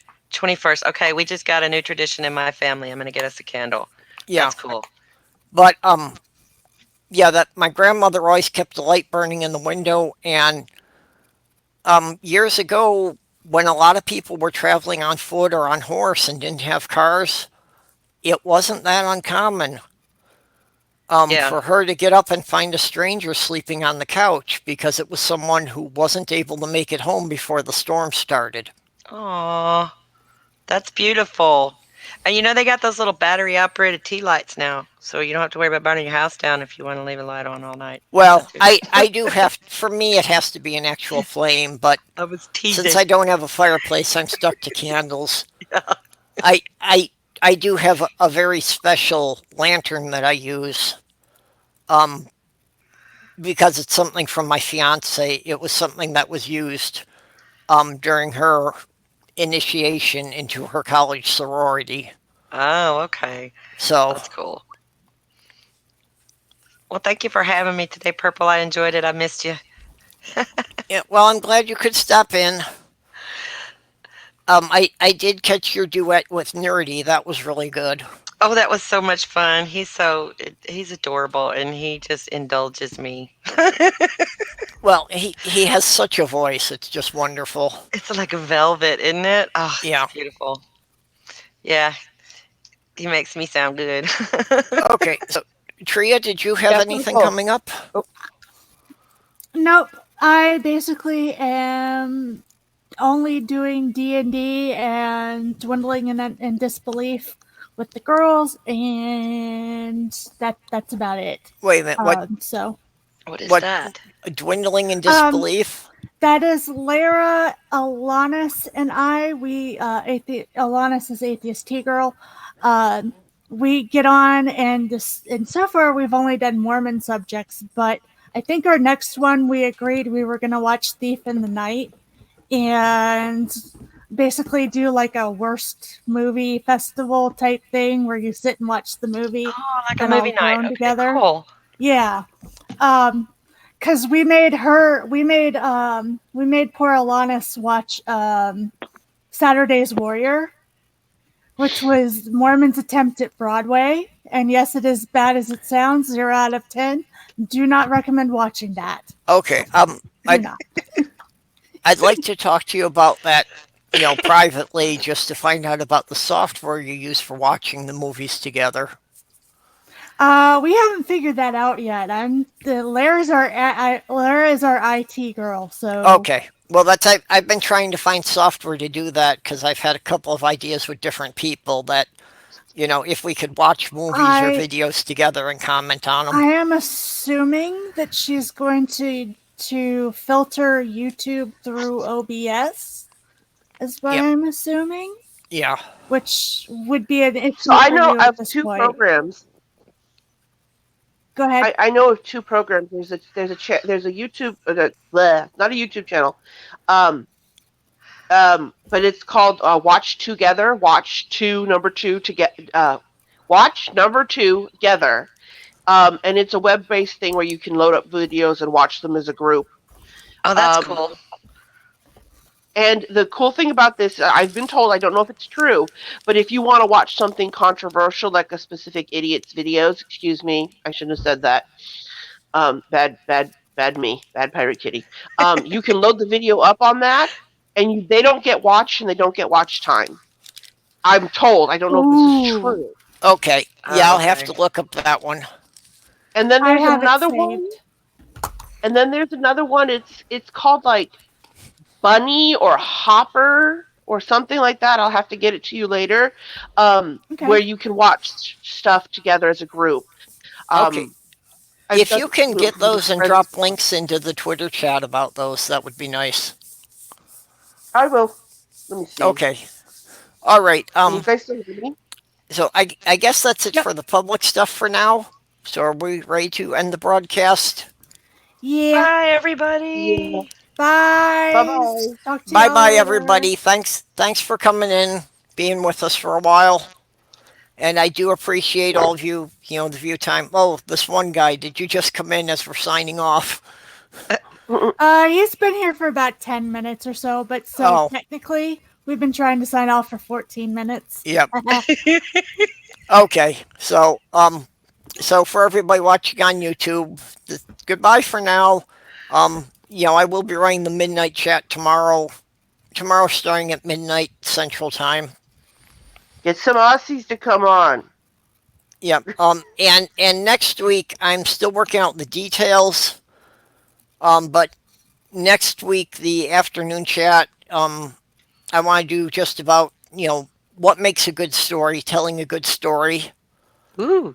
And that one's going to wind up kind of being a double one because it'll just be from noon to 2 about telling a good story. And if things work out at 2 o'clock, Ansgard Odinson should be joining us and doing a discussion about race and gender swapping of characters when you're retelling a story. Oh, interesting. He and I might have controversy about that one if I'm around. He has some strong views on that, and certainly I would like to hear some views from both sides on it. Well, I've got kind of mixed y'all have feelings fun about with it. that. Y'all have fun with that. I won't be here. Okay. So ending the Why? broadcast. Because of the Bye bye, topic? YouTubers. Bye. Bye. Bye. What were you?